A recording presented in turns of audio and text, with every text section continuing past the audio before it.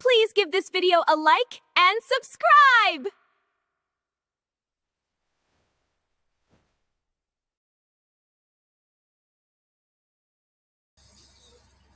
All right. Hello. Good morning, good afternoon, good evening, wherever you may be, and welcome back to Honey Badger Radio. My name is Brian. I'm here with John, the problematic white guy, and this is the Week in Culture, where we talk about the cultural news of the week and try to put a, let's say, like a different spin on it than most. All right. Hi, John. How are you doing?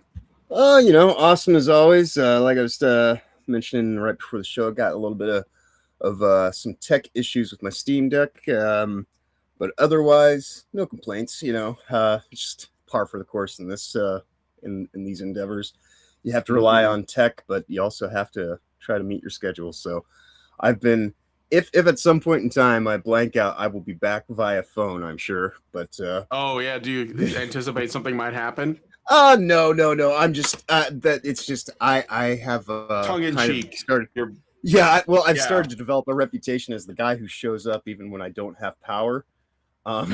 Because that happened earlier in the week as well. That was on Thursday, and then yesterday, all my tech just started dying on me in various ways, or seizing up, and I had to open up my Steam Deck yesterday, disconnect the battery for about 5 minutes, reconnect it so that I could actually get it to turn back on again because it was fully charged.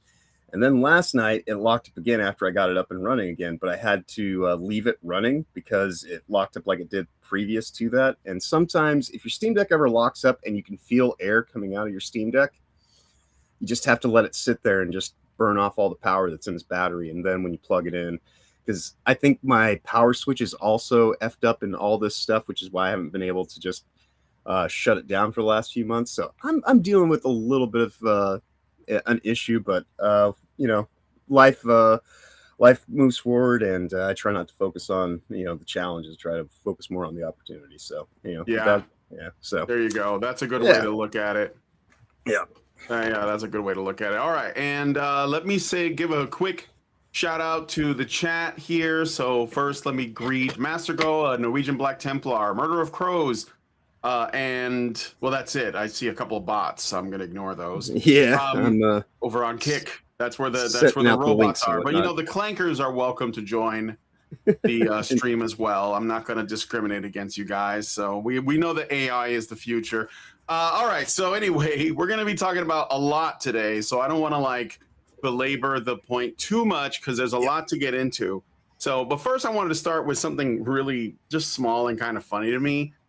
So I'm in Dark Souls Discord server because I'm love the From Software games, all the Souls games, Bloodborne, Sekiro, Elden Ring. I think they're all great. So I'm in the server because sometimes I just want to see there's modders in there and there's other things that are kind of interesting. And then I saw this post, and I think this is one of the mods, and this is not a commentary on From Software or the Souls series or any of these other things, but more a commentary on let's say the communities that tend to infest, these people that tend to infest these areas. So this is a post by someone named Karula, I guess, I don't know, Basedborn in quotes, yeah, right, addressing the recent rise of 4chan Chad language. We're putting a blanket statement out that words like foid or other derivatives of language from that subculture are not welcome in DSD, which I think stands for Dark Souls Discord. These words and terms are specially designed and used to demean, insult, or otherwise create social divide. Please use common sense in your wording and phrasing. Thanks for your attention. Something a foid would say. Exactly. That's what... If you would have said it, I would have. I mean, guys, what are we doing? Why? I'm just annoyed with this, but I thought I would share, just to let you guys know that these creatures, they're everywhere, and we don't have to put up with it. I don't think this went over very well, but if you look here, you got these are reaction emojis. Some of them are really random. There's Greek flags, Right? Palestine flags. Okay, I think I know where that's going. Yep. But yeah, so but there are some downvotes too, and but I don't know, like you know, it's just I don't think I think these people do that for attention because they know it like upsets people when you finger wag them. But yeah, this is that was just cringe. I wanted to share, so I saw it. Now you have to see it. Okay. So we're gonna move on to the next story. I want to like put this first up front. Indeed. We lost an absolute legend, and I got to cover that. So we're gonna talk a little bit about Chuck Norris. So, legendary martial artist, actor, and internet icon Chuck Norris passed away on March 19th, 2026, at the age of 86, following a sudden medical emergency in Hawaii. His family confirmed the news the following day via a heartfelt statement on social media, describing his death as peaceful and noting that he was surrounded by loved ones. Known for his 6-time World Karate Championship, action films like The Delta Force and Missing in Action, and his long-running TV series Walker, Texas Ranger, Norris became a cultural tough guy symbol whose rugged persona inspired widespread adoration. In the wake of his passing, fans flooded social media with tributes, and that they were, you know, obviously laced with classic Chuck Norris facts, which, you know, I knew that was coming. But no, the guy was very humble. He was very good at what he did. I think he was pretty good friends with Bruce Lee and others in the business. And I recall, this is a thing that's important that a lot of people don't bring up. The media loves to like create, you know, like tensions between people, right? The groups of people, celebrities and other celebrities. And Chuck Norris would often get approached in interviews, and they would ask him for his thoughts on other, you know, sort of like action stars that do martial arts, like Jean-Claude Van Damme or even Steven Seagal, who's probably about as, you know, fake as a $3 bill, but nonetheless, he had like popular movies for the time. And Chuck Norris never insulted anyone. He was always very complimentary. He would avoid that like all the time. And I mean, I assume a lot of it had to do with his martial arts training, because it's more, you know, it's not just like training your physical body, but it's also like, you know, your behavior, the way that you view the world in terms of like, you know, they're almost like a Buddhist sort of way. But yeah, he was always a good dude. And plus, I understand that he killed 2 stones with 1 bird. So that's just something I heard. So, but what do you think about Chuck Norris? Yeah, we covered this for a little bit yesterday on Will's channel, obviously. And you know, it's unfortunate, but you know, it's one of those things that no one gets out of this situation alive. So we do know for a fact, you know, without just his conduct in general, that Chuck Norris was indeed just a regular. Well, he wasn't just a regular man, but he was one of the best amongst us. Perhaps mortal. Right, but yes, at least if nothing else, like you know, he got permission from death. Right. right. But yeah, no, it is was an unfortunate thing, but I've seen a lot of outpouring of people, you know, really, you know, no one has anything bad to say about Chuck Norris. I think if you have anything terrible to say about the life that Chuck Norris lived and the way that he approached it, probably reveals more about you than says anything about him. And but yeah, we lost another good one. It's kind of like you know, back when I guess David Bowie died. You just can't really think of a world without certain cultural you know, icons and that was a big one. David Bowie.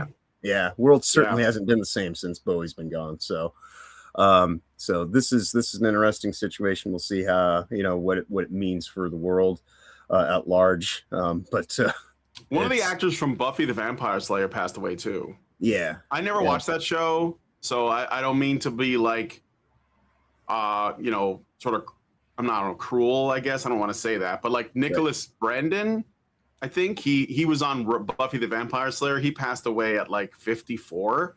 Yeah. But yeah, that was all sad. You know, normally these things happen in threes, right? So, you know, we got Chuck Norris and then Nick Brendan. So who's the third one going to be? That's like, that's the question. I guess we'll know within a matter of days, unfortunately. But yeah, that is generally. I wonder if here's another thing too. I'm sorry to cut you off. No, I wonder if Chuck Norris is going to get it in, like mentioned in the in memorandum section of the Oscars, because there were a few people that got left out like this year. I didn't watch the Oscars because fuck that show, but there were people who were left out of it, and it was said. I remember I have this meme I'm going to share with you guys really quick. That goes like this. Variety. Chuck Norris was a great action star, but politics may overshadow his legacy. Oh, Gil. Of course, this was community noted with the comment, "Eat shit." Yeah. Exactly. Oh gosh. Yeah, I know. I see the bot on Rumble. I'll block it, I guess.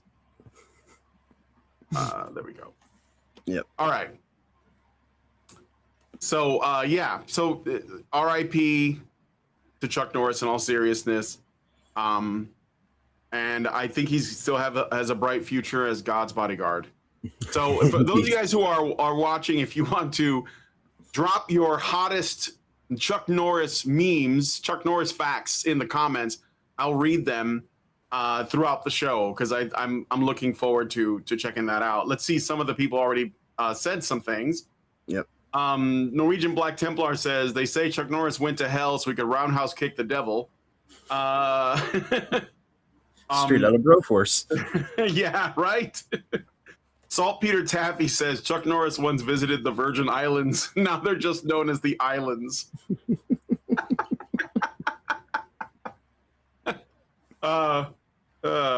Norwegian says his work on Earth was finally done. Yeah. I've never, I got to watch Missing in Action and Delta Force. I don't think I've ever seen those movies.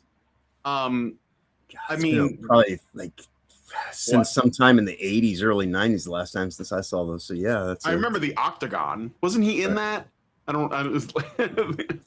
That was the one with the ninjas. Yeah. Yeah, I was big into ninja movies in the 80s, so sue me. But yeah, so anyway, thank you for your service, Chuck Norris, and we will miss you. I mean, he was getting up there. It was sort of inevitable. It's not as tragic when someone who's very old passes because you kind of like know it's coming. You know, like any minute now we're gonna hear about Bruce Willis. That might be the third one.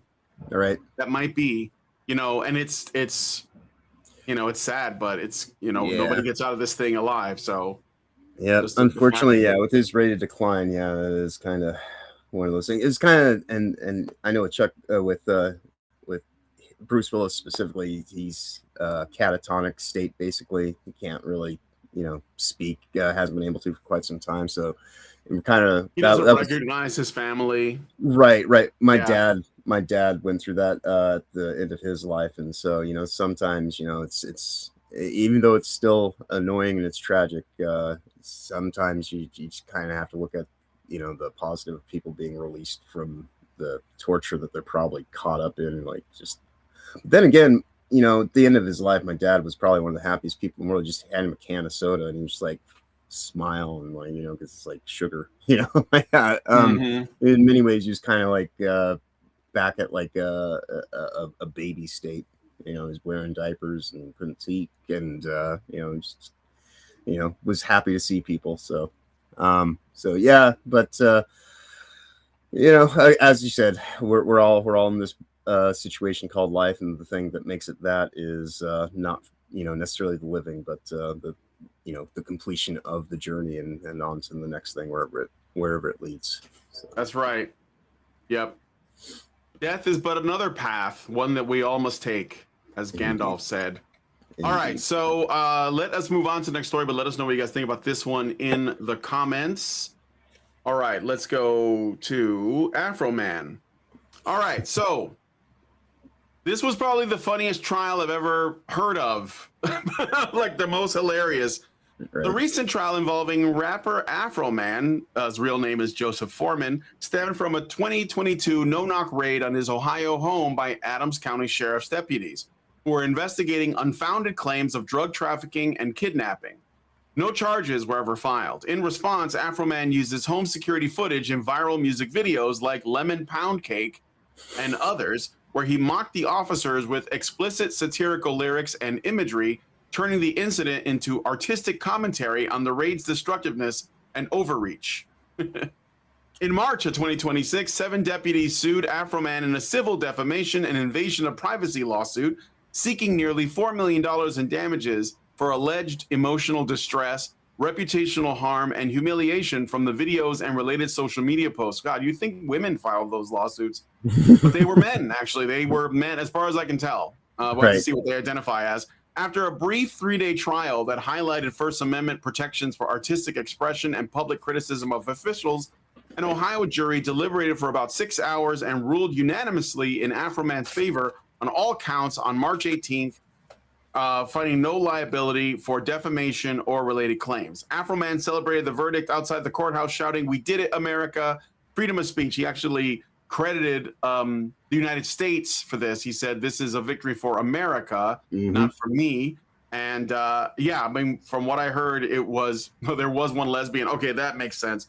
From what I heard, it was quite funny. Like the actual, in the courtroom, they had to watch his music videos. And one of them, I forget what it's called, but one of them is, I think it's like lower licking low or something. Like it's obviously, you know, a little bit profane, but that video is like 13 minutes. It's a 13-minute song that he made. And I think it's like the best way to respond to these things, right? Like some people, I'm not going to like point any fingers or anything, but they might say, I don't know, charge at a cop with a gun, or maybe they'll like try to put their body between a vehicle and like, you know, where they're going, or maybe they'll try to, I don't know, run or basically attack them, pull a gun on them or whatever. And Afro-Man didn't do any of those things. He just made fun of them with a music video, and they tried to, one of the cops, I don't know if you followed this, but I just saw like a few things from it. Yeah. One of the cops was upset because Afro-Man in his music video made lyrics saying that he is like sleeping with this guy's wife, or would sleep with his wife. And the cop was trying to make the case that like that, like, you know, that there was something about that was like, you know, actually dangerous. He's like, no, he didn't do it. He's saying he would do it, you know? And he's like, well, I don't know that. And it's like, well, you don't know your wife then? Right. What? Anyway, Lick 'em Low Lisa. Thank you. Like pizza. That's right. Lick 'em Low Lisa. That was it. Dude made Lick 'em Low Lisa Phillips famous. Anyway, John, what do you think about this? Oh, I thought this was kind of the sunshine that the world needs right now for where like the cultural climate is. It was good to be reminded that yes, you know, we still do have a constitution. The First Amendment does still matter, and you know, as important as it is to not try to demonize police in the broad sense, unfortunately, there are quite a few corrupt, you know, officers out there, or full-blown departments and things like that. So, you know, this is what our country was basically kind of founded on, was the idea that, you know, you don't want to be bullied around and have people just coming into your house and, you know, just doing as they feel, and then leaving you with all the damages. And then when you go to speak out against it, they try to silence you, criticize you, censor you, and, you know, just take away your actual liberties and freedoms. Because again, you know, like public representatives are supposed to represent the public, and they're the ones that are supposed to be held to accountability, whereas private citizens are supposed to retain their privacy rights, which is the whole founding of this nation, which is why it's important to you know, support the postal service and things like that. Because, you know, like if it weren't for those things, you know, our country would never have really gotten off the ground. Because you know, it's it is institutional to who we are as people that that you can actually still have the ability to redress your grievances and hold the government accountable for its actions and its misdeeds, because otherwise you end up with the broader circus of government antics and shenanigans that we see today. So hopefully, this is kind of a sign that at least we, the people, still have common sense and discernment in matters where, a court can be involved. And this wasn't just some, judge's decree that goes to stifle any more freedoms and liberties than have already been kind of impacted in recent decades. So, yeah, I thought this whole thing was absolutely wonderful. The music video that came out from this, Lisa. And then I think he did another one. He did another one. Yeah. Because that was that was where I sourced the image from for today's thumbnail. Well, he wore that suit at the trial. Yeah. It was like an American flag suit. And he basically used the whole thing to make his statement, which I gotta say, that's how you do it, like you said, and it doesn't. And the thing is, I think in a lot of ways, this is a really great and indicative example of what is aspirational about the United States in every way. So yes, obviously corrupt police exist, just like any other arm of the government, or even on the it's a human failing, right? It's a human failing. Now, you could say that it's exceptional because, police have authority. They have the ability to enforce the law, which is true. But yeah, I mean, he didn't, like I said, he didn't act foolishly. He didn't charge them. He didn't go crazy. He just said, okay, we're going to do this legally. And this is what I always, whenever you see cam footage or like body cam footage of somebody being killed by cops, which is probably the greatest thing that BLM has ever done, is basically made that mandatory, because now we're seeing the world for what it is, which is most of the time, if not every time, the police, the people who get shot, they deserve it because of the way they act. They become, violent. They basically threaten the lives of officers. But we've been saying for a long time, if you have a gripe, if you think that your rights are being violated, then you should do this in a legal way. You should become litigious and then do it that way. Right. And he did that. He did that. No one, this is why I'm saying it's a good example. Another thing is, it also sort of disproves the idea that cops are just going around hunting down black people and killing them, because if they were, he wouldn't be able to go to trial, because they would have done that.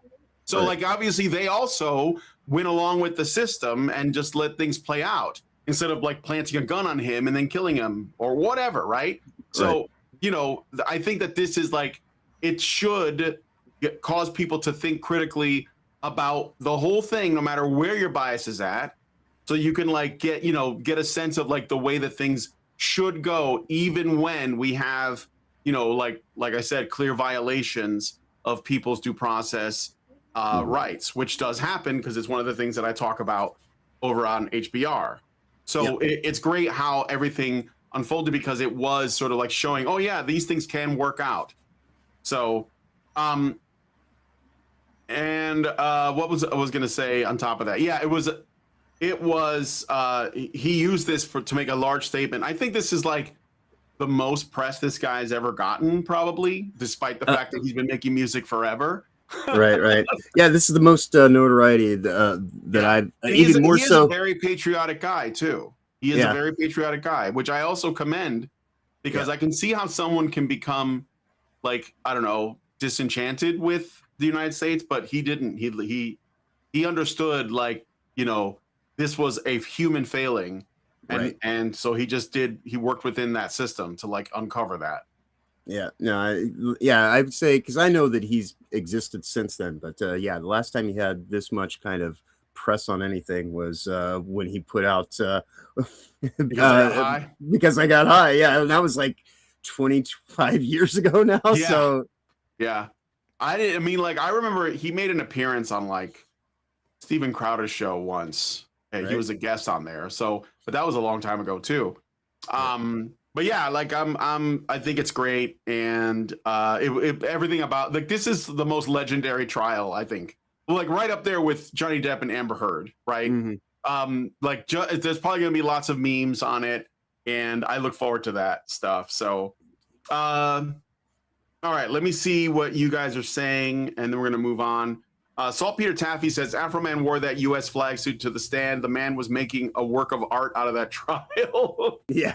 Norwegian says, for once, I have to defend the anti-ICE protesters. Making fun of officials is fair game so long as you're not obstructing them or threatening them. Well, Afro-Man's not anti-ICE. He's definitely pro-ICE. He's definitely pro like deportations.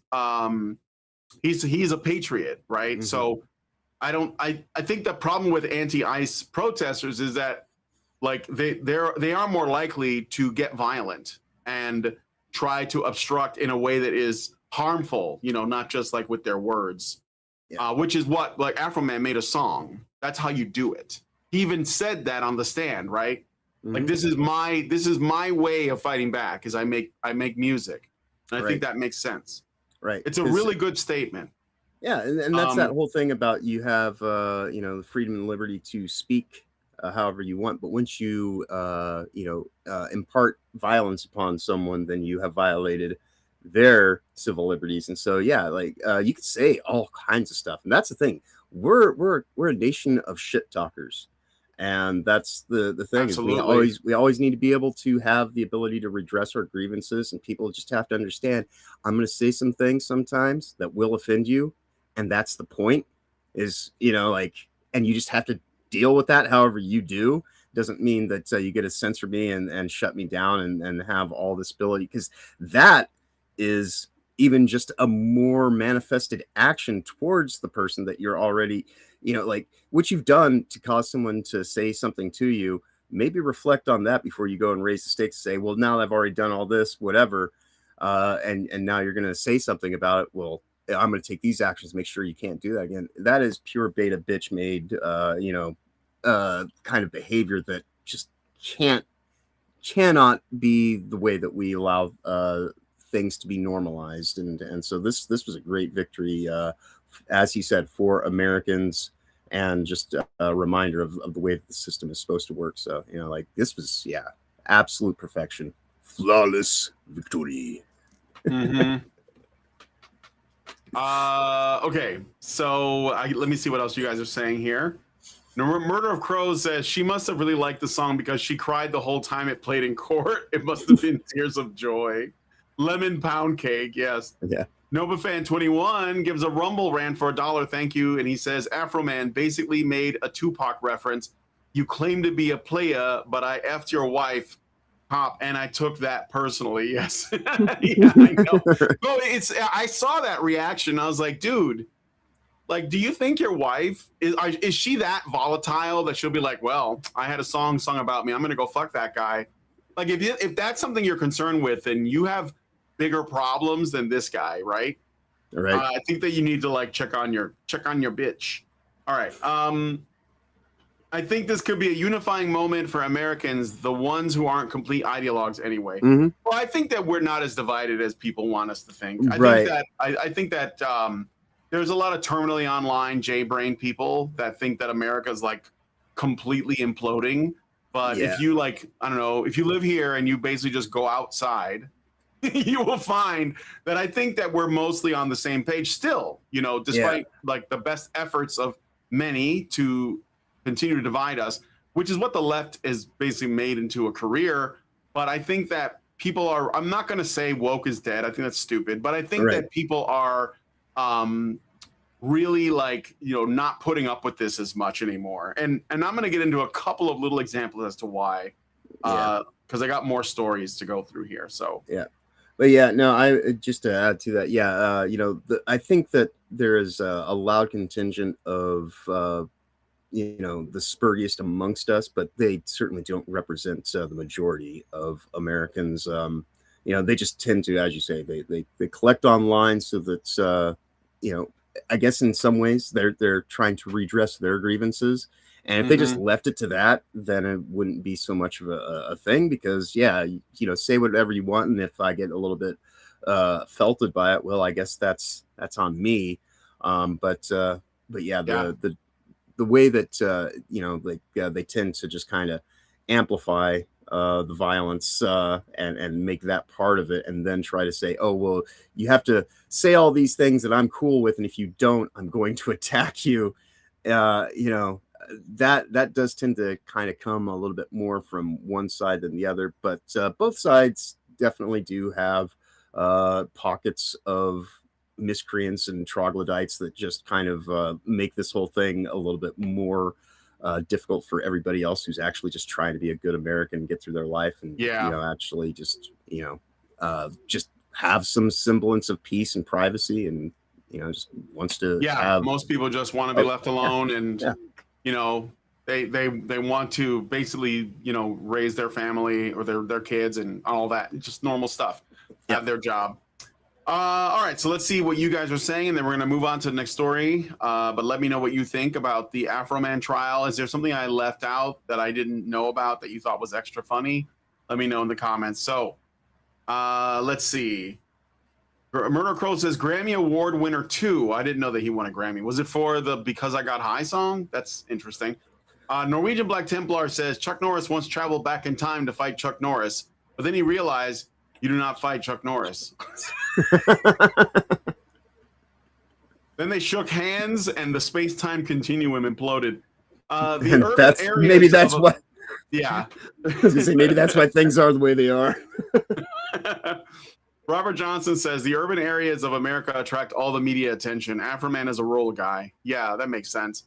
Yeah, a lot of like weed smoking libertarian types live in the rural parts. Who'd have thunk it? All right, well, let us know what you guys think about this one in the comments. We're going to move on to the next story. So we got Jeff Kaplan in the news. Jeff Kaplan is the former lead director of Overwatch over at Blizzard.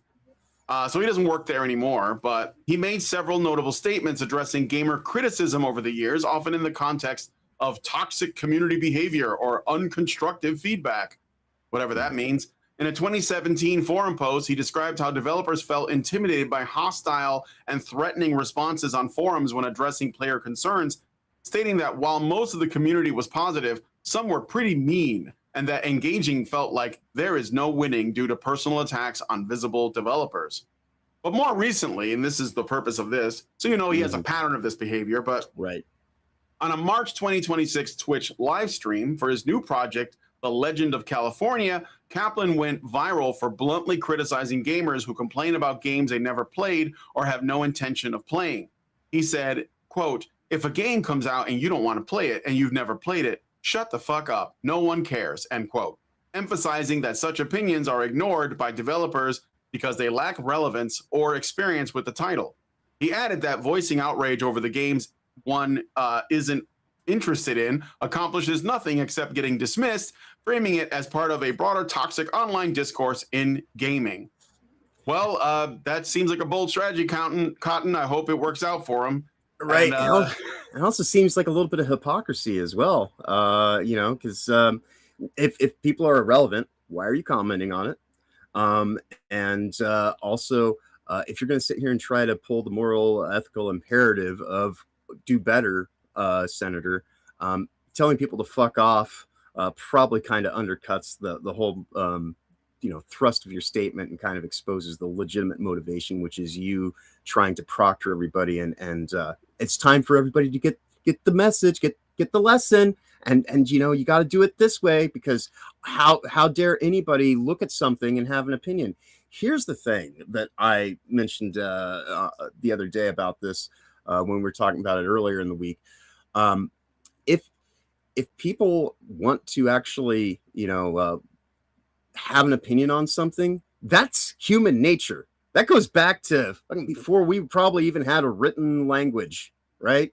And so this whole conceit that somehow people only started having these bad take opinions or what the hell ever they want to try to call them on the internet, and this is something that just manifested in recent times, is complete and utter misnomer. People have constantly, this is the whole reason on why you actually have to court your customers rather than just try to create these top-down models of compliance and just go along with it, consumerism. And because this is kind of what we were just talking about. This is our way of redressing the situation. and we can speak about this stuff however we want, and a lot of this speak about it vocally, and then that helps kind of manifest people that are along the same mindset to say, you know what, I'm going to actually speak with my wallet, and I'm going to make it easier for other people who are also kind of on the fence about such things. That, you know, it's like, no, even if it's using the skin suit of something that you love, doesn't mean that it gets the free pass to just go and pervert itself because of the people that are supposed to be stewarding it.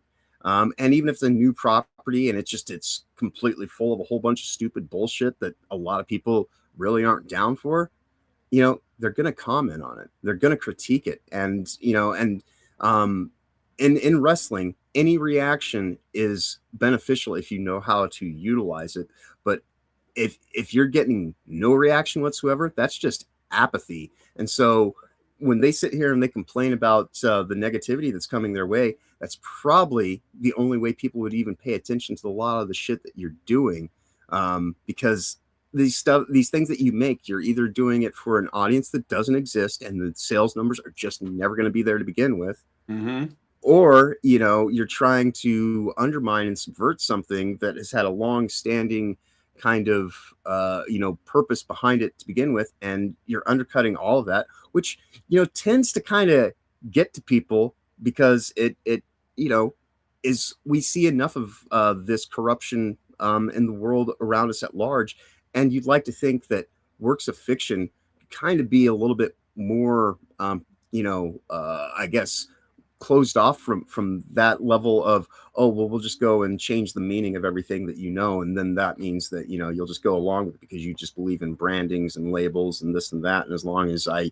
use the right magic words, I can make you commit to anything. That's not how any of this works, you know. And we do Wanker of the Week over on Will's. This guy, he managed to win. And there was a day in between the votes because we were kind of going long, so we split up into two parts because we were having weird tech issues on Thursday, continued into yesterday for me. But this Jeff Kaplan has done himself no favors and his own game, which was all the more interesting when he was giving this little diatribe because he was showing off the work and progress that he has going. And so again, way to kind of undermine your own intention to actively court people who might take an interest in the thing that you're doing, because now anybody that was kind of on the fence about it is going to be like, is this really somebody that I want to support? And it's just, I'm sure your new game plays well in certain ways mechanically and whatnot, but probably not a lot of people that are going to want to support you in your bad faith effort and your take on how you view people who actually, you know, play games, considering that you're in the business of making games for people to play. Just, it is what it is, you know? Yep. Well, yeah, I mean, this could just be him making these kinds of statements to create buzz so that people talk about his upcoming game. Right. But I don't think it's going to work out for him because I don't think he's realized that this stuff doesn't work. It doesn't seem to be as effective. I don't think this game's going to do very well.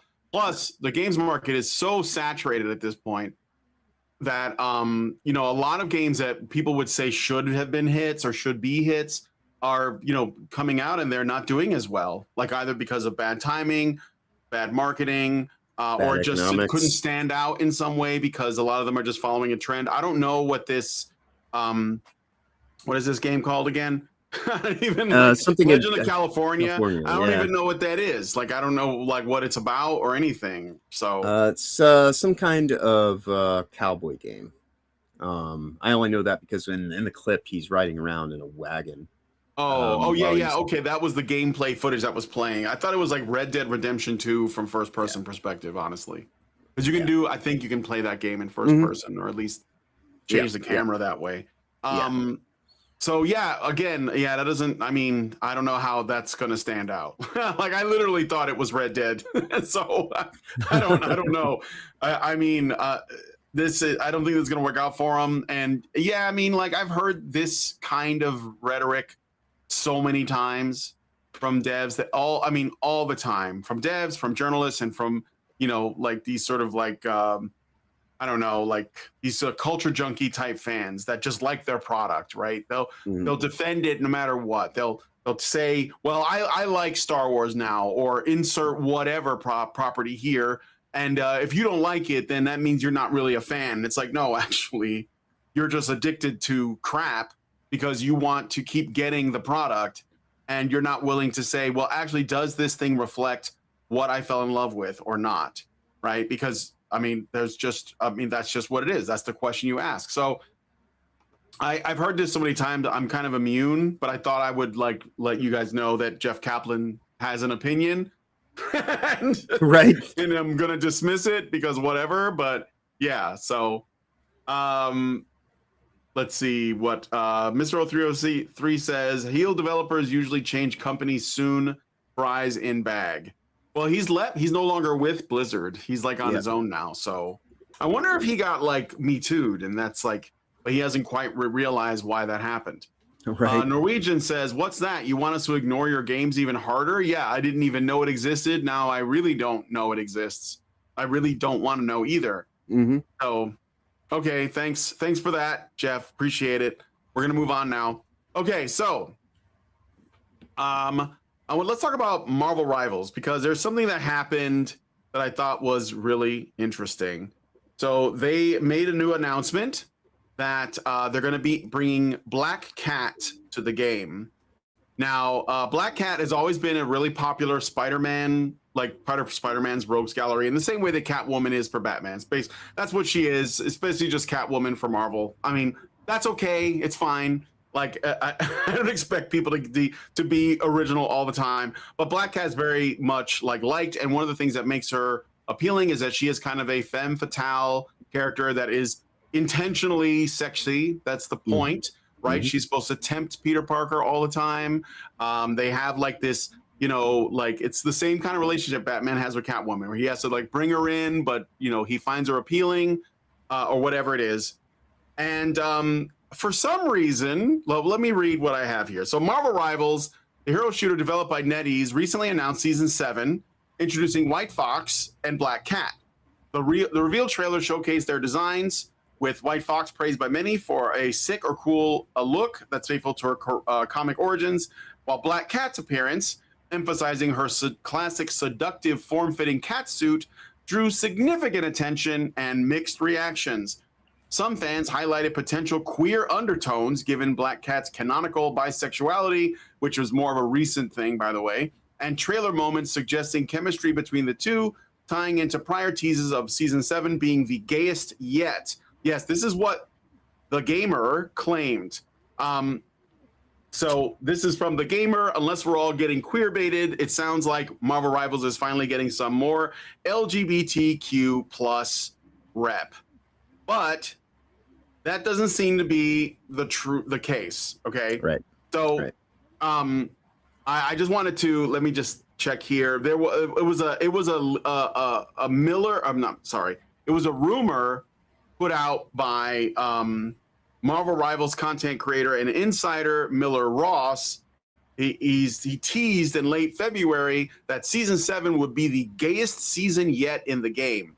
He made the comment during a stream or update discussion, saying something along the lines of it being the gayest, but withholding details until the characters were revealed. So I guess they're trying to suggest that this is like what that's going to be. But the thing is, the wokies are not happy. The wokies are not happy because Black Cat doesn't look like this. So right. Here's a side-by-side comparison. Western developer at the top, Eastern developer at the bottom. You can see the difference. So the problem is not like whether or not she's bisexual. I don't think she will be. I think that because it's a Chinese company, right. they're either going to avoid references to that altogether because they don't play that shit over there, or it's going to be very, very subtle, if anything. But right. The truth is that Black Cat was only made sort of bisexual, like because of the Marvel Spider-Man 2. In the comics, she was never bi. In the comics, right. She was never bi. They just did that in Spider-Man 2 because Spider-Man 2 got the Sweet Baby Inc. treatment. And I think that's why they did that. I don't even think that she was like that in the Spider-Man 1 DLC, which I didn't buy, but I did have the game, Right. and so they're basically really upset. But what really pisses them off is not that the bisexuality might not actually be represented at all, because it's just like a hero shooter, and so you're not really going to explore it through anything except maybe little dialogue, interactions. But because the woman looks too good, because men like the way she looks, because men might find it appealing. They're calling it male gazy. So let me. Do you guys know what the male gaze is? I'm gonna presume that you do. Oh, of course. Yeah, okay. I think amongst this crowd, yeah. It's got to be. But I'll let you continue your point before I say anything. Yeah. So, So they're saying that then this is not just like randos on X. This is like game journos and people and like pretty, I guess, big streamers. I guess they are criticizing her for being over sexualized or catering to the male gaze, which complaints focusing on camera angles in the trailer, emphasizing her curves, butts, and boobs more prominently than in prior reveals like Daredevil and Angela. On platforms like Reddit, of course it's Reddit, YouTube, and X, detractors calling it objectifying or gooner bait, while defenders argue Black Cat's female femme fatale persona has always been inherently sexy in comics, because that's like the thing, that was where her power was at in a way. Like it was like her sex appeal is one of the strengths of the character itself, right? Yeah. It's disarming. They were going for lore accurate designs, which it's close. I'd say it's much better than the Spider-Man 2 design. Clearly. Oh, yeah, it's much better. So, okay. The backlash was also framed as coming from a loud minority or modern audience upset over attractive female characters, with counterpoints noting the game's history of well-endowed designs like Invisible Woman and Emma Frost, and and Rogue. Like all the women in that game look good, and broader debates on hypersexualization in games. Remember Leon Kennedy? I just covered that. Right. All right. Anyway, so they're mad, and I thought it's worth to look at. But let me just give you guys Black Cat again. So indeed, John, do you know about this already, or? This is kind of the first I'm hearing about this instance specifically, but I know the last season, their whole thing was Venom's gay. And here's the thing about all this. Venom is gay now? Well, that's what they were trying to say, because they had a candy cane lane. It was Christmas time, and so that came out, and it was about him. Basically, it was either Christmas time or Halloween, but there was one previous to this, and they had a version of Venom that was made out of candy canes, gumdrops, and all this kind of stuff, and they tried to claim that this was some big gender queer character, and it's like, no, it's a trolling character. We used to teabag each other on the Battlefield games. He was in a tutu and this and that, and the color was kind of pink. That was a bit weird, but I think it was trolly design, right. Yeah. And that was the whole purpose behind it. And this, ultimately, for all these weird fuckers who are all like, oh, this game is about genderqueer relationships, and I feel so identified. No, it's an arena fighting game, for fuck's sake. None of that matters. Just play the fucking game for what it is, and you want to have your little weird fan fiction fucking bullshit over here in your free time?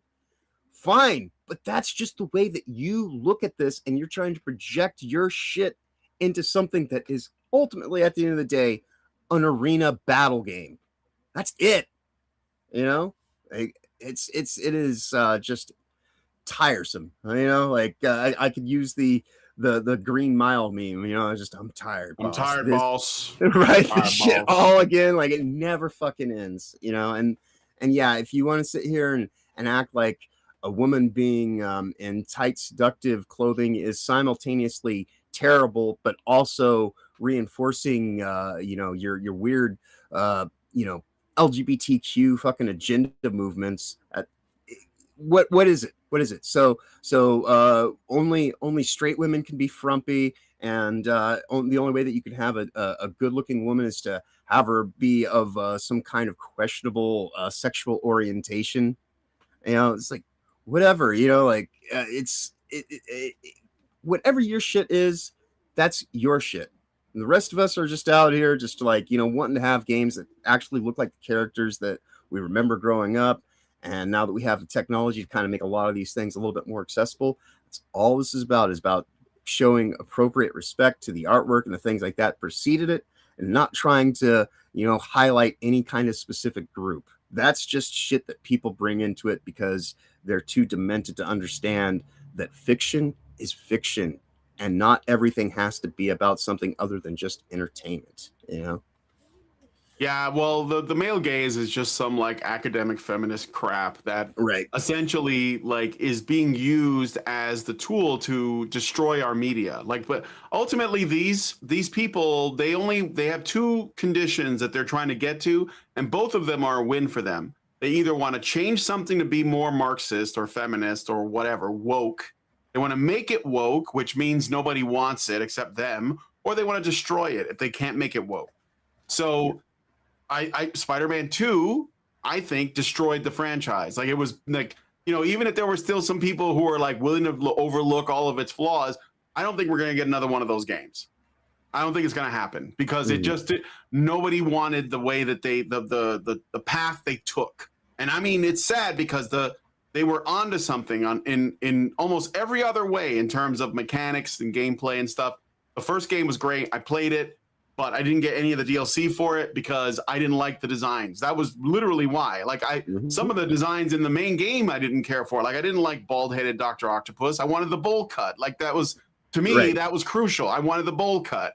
But I didn't get that, And but then when I saw, I think the first DLC had Silver Sable in it, who was also like supposed to be an extremely attractive woman that wears a skin-tight silver outfit.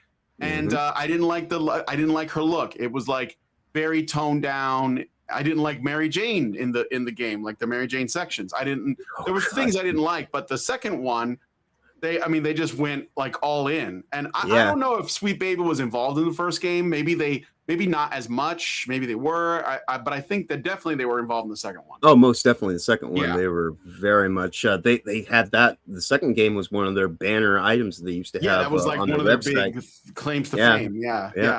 And the thing is too is that like ultimately, if they can't change it to match what they want, then they'll just destroy it. And the male gaze, the reason why they don't like this, because they could like literally have Black Cat be a lesbian. I don't think that NetEase is going to do that, but they could outright do that. But it wouldn't matter because the problem is not her sexuality for these people. The problem is that men like that. That's it. That's it. Men like it. That's the problem. It's like, like lesbians in real life are not like lesbians in porn. Right. Very, very, very much like lesbians in porn. So when that's why they can get into that. Okay. But lesbians in real life hate lesbians in porn because that's not them. So they will hate on this too because they don't like whatever men like. That's all it is. Like, if men like it, they don't like it. So that's what their problem is with this. That's basically it. That's all it is. So, and I don't think that they will lean into that. I mean, like you said, it's just a hero shooter. There's no way you could really do it anyway. But I don't think that they should anyway. I wouldn't give these people the satisfaction at all. So anyway, that's it. I just wanted to share my thoughts on the Black Cat thing. That was interesting, and I hope that. And look, if it takes a Chinese company to constantly show everybody else how you do things right, it might be the only way Western developers will be like, you know what, we're gonna have to be pragmatic and scale things back so we can make money and like lean into the audience that actually gives us money. Like that's actually our audience. And I'm gonna get into the next story, which is about just that in just a moment. But first, let me look at your guys' comments. All right, so Mr. 0303 says, yeah, the Shycoms want to sell skins. Yes, they do. Although I have yet to spend a cent on anything, but yeah, they do. Then he says, it's like that one interviewer who always says that the latest movie is the gayest ever and that MAGA is upset. Yeah, that guy is really gay too. He's like on fire, dude. And they keep giving him work. He's on every red carpet. He's like, "Oh, have you heard? I think MAGA's mad that this movie exists." Like, nobody cares. Like, literally, look at your box office numbers and get back to me. Nobody cares. And Mr. 303 says that DLC was awful. Black Cat lies about baby trapping Peter. Yeah, that sounds awful. Yeah. I didn't get it.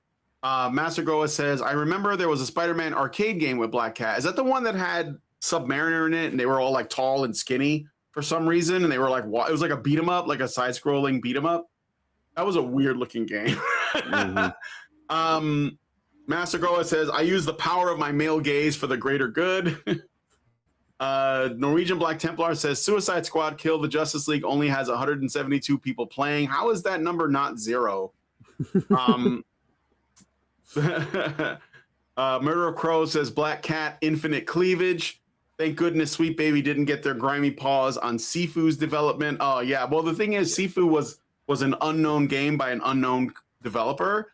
These people only get their claws into stuff that's popular, right? Because they want that's the stuff they want to go after. So they don't pay attention to little projects, right? Because they know projects don't have their own problems with woke, because a lot of them do, but yeah, but like people like Sweet Baby and shit, they don't really tend to notice those things. They're like under their radar, right? Because on a certain level, they know full well. Because this is the thing that we always say is like, look, you want to make your gay parade titles, go for it, see what happens, and they know what happens. They don't sell, at all. And so instead, they're just like, well, how do we go and put our message inside things that do sell, and then maybe we can actually subvert some people and. It's all just very, very measured, and they very much want to take things that already exist. It's kind of like siphoning heat. It's like, oh, people like this. Well, then, like, if I associate myself with it, well, then people will really like my message because they're, that fucking much of a simpering idiot that is just, completely led around by the nose. And it is some of the most condescending shit that goes on, because it shows no respect to your audience when you sit here and think that you can just get stuff over on them, and then when there is someone out there that heckles you and detracts, you go and say, shut that man down, because I can't have people. This is like the little kid who says, he's naked when the emperor is wearing no clothes, obviously. Mm-hmm. and that is this whole situation. Is we're just those people that are pointing out, by the way, this is pretty bare ass fucking naked in terms of its intent, and we can all see it for what it truly is. But are you going to sit here and be complicit in going along with the lie because it makes the emperor, the message, happy? Or are you actually going to be based in reality and say, put on some fucking clothes for fuck's sake? Yep. Yep. Have some decency. Mr. 033 says fantasy lesbians are immersion breaking. That reminds me. I'm like on my own time. I'm playing Baldur's Gate 3 because I've been meaning to just play it. And I got to a point in the game where I'm gonna finish it anyway. But some of the stuff these guys are doing with the story, it's really subversive, and I'm surprised that a lot of people didn't catch it. And I know I've said this before, but I rescued an Aasimar.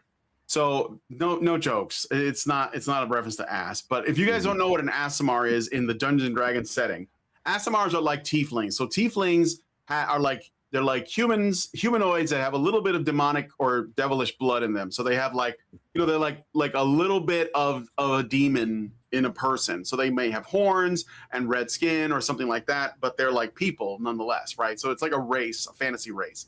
That's like not half demon, but very like a small bit of demon blood in their lineage. And Aasimars on the other side of that, they have a little bit of angelic blood in their lineage. So they're like part angel, right? Right. And I rescued one, and this was like a paladin angel. Her name was Night Song. She has like wings, and she's like super like paladin-like, right? Very heroic. And I thought, oh, very cool. She even looked like the appearance was kind of cool because it was like she looked like a marble statue, with cracks in it. And I thought, oh, that's a really nice way to because if you look at say architecture in like a Catholic church, for example, and there's like a sculpture of an angel, it would be like made out of the same material. So I thought it was a really nice touch, aesthetically speaking. And I think that it gets a lot of that stuff right. But then after I rescued her and I took her to camp, she was ready to like sleep with like another female character. She was like, oh, I'm gonna go like lay with this person. I'm like, oh my God, you made the angel a lesbian? Right, like, right. You know, it drove me up the wall. Not because I care about what people do in their bedroom. I don't care about that. Right. That's not what I'm talking about. But you're taking like something that symbolically represents the holiest, and you're basically bringing it down to something carnal. You're taking something out of it. It just bothered me. You know, yeah, lick 'em low, angel woman. Yeah. Lick 'em low, night song. And yeah, I thought, and it just shows like the way that these people work. It's very like, it can be really subtle, because if I said that, a lot of people say, why do you care? Right. I'm like, but you don't see what's being chipped away at. There's like, so they're only like, it's also what they choose to do. Like when I encountered a bugbear trying to fuck an ogre in the game, it didn't bother me as much. I thought it was cringe, because it was like, okay, guys, like, you know, somebody in your office is pretty fucking perverted. It's probably one of the women that work there, because I see what they're into if you look at their fucking fiction. But I wasn't like bothered, because it was like, well, those are pretty savage creatures anyway. I could see how they'd be like, well, you got anything to do today? Nah, well, you want to fuck? You know, right. But an angel, like, I mean, I'm just it was like a bridge too far. I just want to throw that in there. It really bothered me. It's D&D's version of female custodes. Yeah, I guess so. Like, I also, you know, there's a lot of female characters in the game too, which also kind of is immersion breaking, because it's like, well, is that really how things would go? But again, people don't want to hear that stuff. So, all right. I just want to throw that out there. That bothered me in Baldur's Gate 3. So let's see what you guys are saying, and then we're going to move on. So, Norwegian Black Templar says, I'm fine with China beating Western devs until morale improves. Yeah, it might be what has to happen, you know? Saltpeter Taffy says, they keep giving that guy work because he's really good at extracting confessions out of celebrities. Yeah, he's really good at baiting celebrities, and they always take it. Mr. 0303 says, but BG3 is a good woke game. Well, I wouldn't recommend it to people, but I like it for the gameplay, but I'm not going to say it's not woke. I'm certainly not going to say that. It's definitely got that. It's just, it's not as bad as, say, you know, something that's more obvious. It can be subtle, but that was not subtle. That was like pretty in your face. I was like, what the fuck? But anyway, so let me know what you guys think about the black cat business in the comments. Hello, Zeranx. Welcome to the stream. We're going to move on to the next story. So speaking of gay, recent reports, primarily from conservative outlets like LightSite News, The Bridgehead, and social media shares, claim that Disney is retreating from incorporating LGBT content in its films and shows after suffering massive financial losses, often cited as around $1 billion from a handful of underperforming projects. This shift is tied to decisions at Pixar, where Chief Creative Officer, Pete Docter, told the Wall Street Journal in early March of 2026 that the studio removed implied gay elements from films like Elio, which lost over $100 million last year, after test screenings showed audiences were not receptive, particularly parents who prefer to handle such topics themselves. Fair. Docter sarcastically remarked, "We're making a movie, not hundreds of millions of dollars of therapy," and emphasized appealing to everybody rather than activist demands. Similar changes occurred in projects like Win or Lose, where trans-related storylines were cut, with Disney stating it respects parents' timelines for discussing sensitive topics with kids. The narrative portrays a pullback as pragmatic business response to box office bombs and broader backlash against woke, DEI-focused content, aligning with Disney's earlier movies like removing DEI language from its 2025 annual report and scaling back certain programs amid investor pressures and cultural shifts. However, mainstream coverage like CNN frames these as isolated creative or audience-driven decisions rather than a full retreat from LGBTQ representation, and no single source confirms a precise billion-dollar loss solely from LGBT-themed content.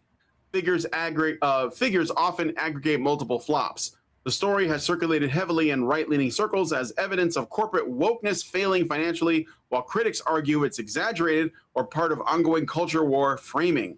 And I decided this isn't just about Disney. So I decided to look and see how this is affecting other studios, because I've noticed that there has been a change in, like, you know, with companies like losing money and getting bought out by other companies, like what happened with like Warner Brothers, which is now owned by Paramount and Skydance, because they were losing money hand over fist. And it was because they had one flop after another after another.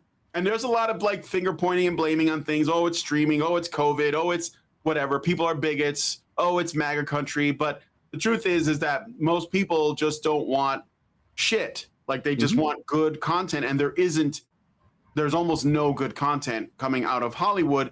And in all of our cultural outlets, we're not really great at getting great music. We're not really getting great movies. We're not really getting great TV shows. We're not getting a lot of great video games, or at least not from the people we expect to the mainstream AAA source. Not from the mainstream. That's what I'm saying. Like, in all those cases, I'm talking about the mainstream.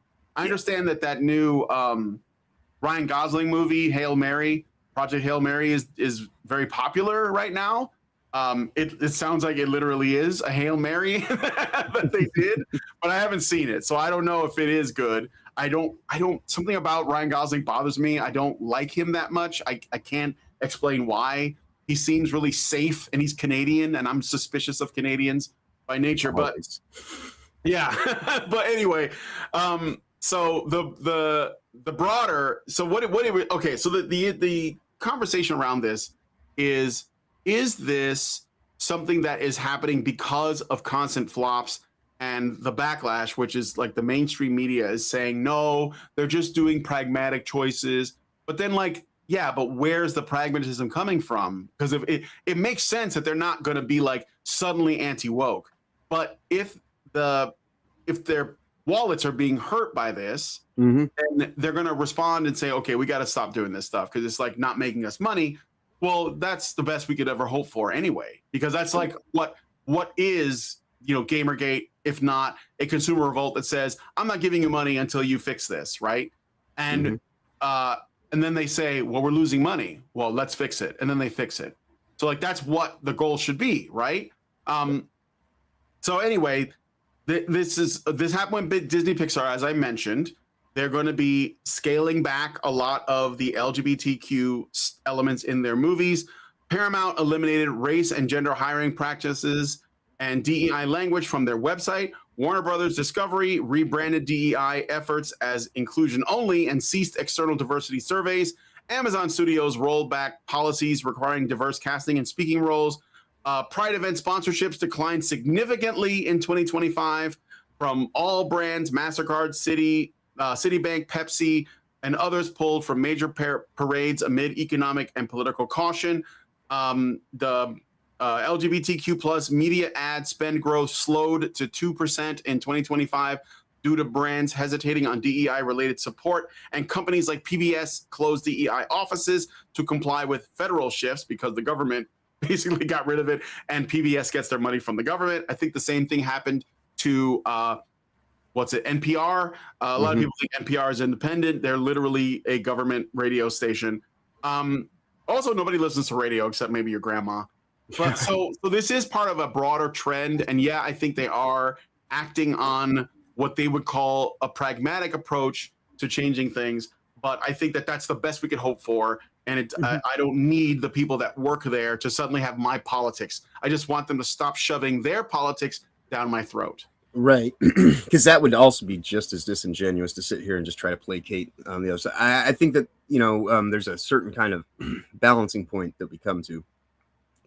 That you know, there will always be innuendo within things and this and that, and so I think what they've done is just merely the whole 2 steps forward, 1 step back. They're like, oh, we've definitely over tightened this bolt here because, you know, it's just the nuts are starting to clamp down too harshly. So maybe we might want to ease up on it and give it a little bit of play, so that there is the ability to keep moving forward without this thing, like, you know, like breaking itself apart because eventually the bolts will snap. So, in this weird convoluted analogy that I'm making, but there's always been varying viewpoints within works of fiction and things like that. Like if something is contextual to the character that you're writing, have your character there. I'm, as people know who watch this channel, huge David Lynch fan. Absolutely love Twin Peaks, and that started in the late 80s. And David Duchovny's character in there was a cross-dresser to begin with. Of course, and in The Return, they eventually just went and had that character now at that point in time, 25 years later, saying that they were part of said communities. And that made sense to the context of the character because his character was established decades ago, So I didn't really take much issue with that.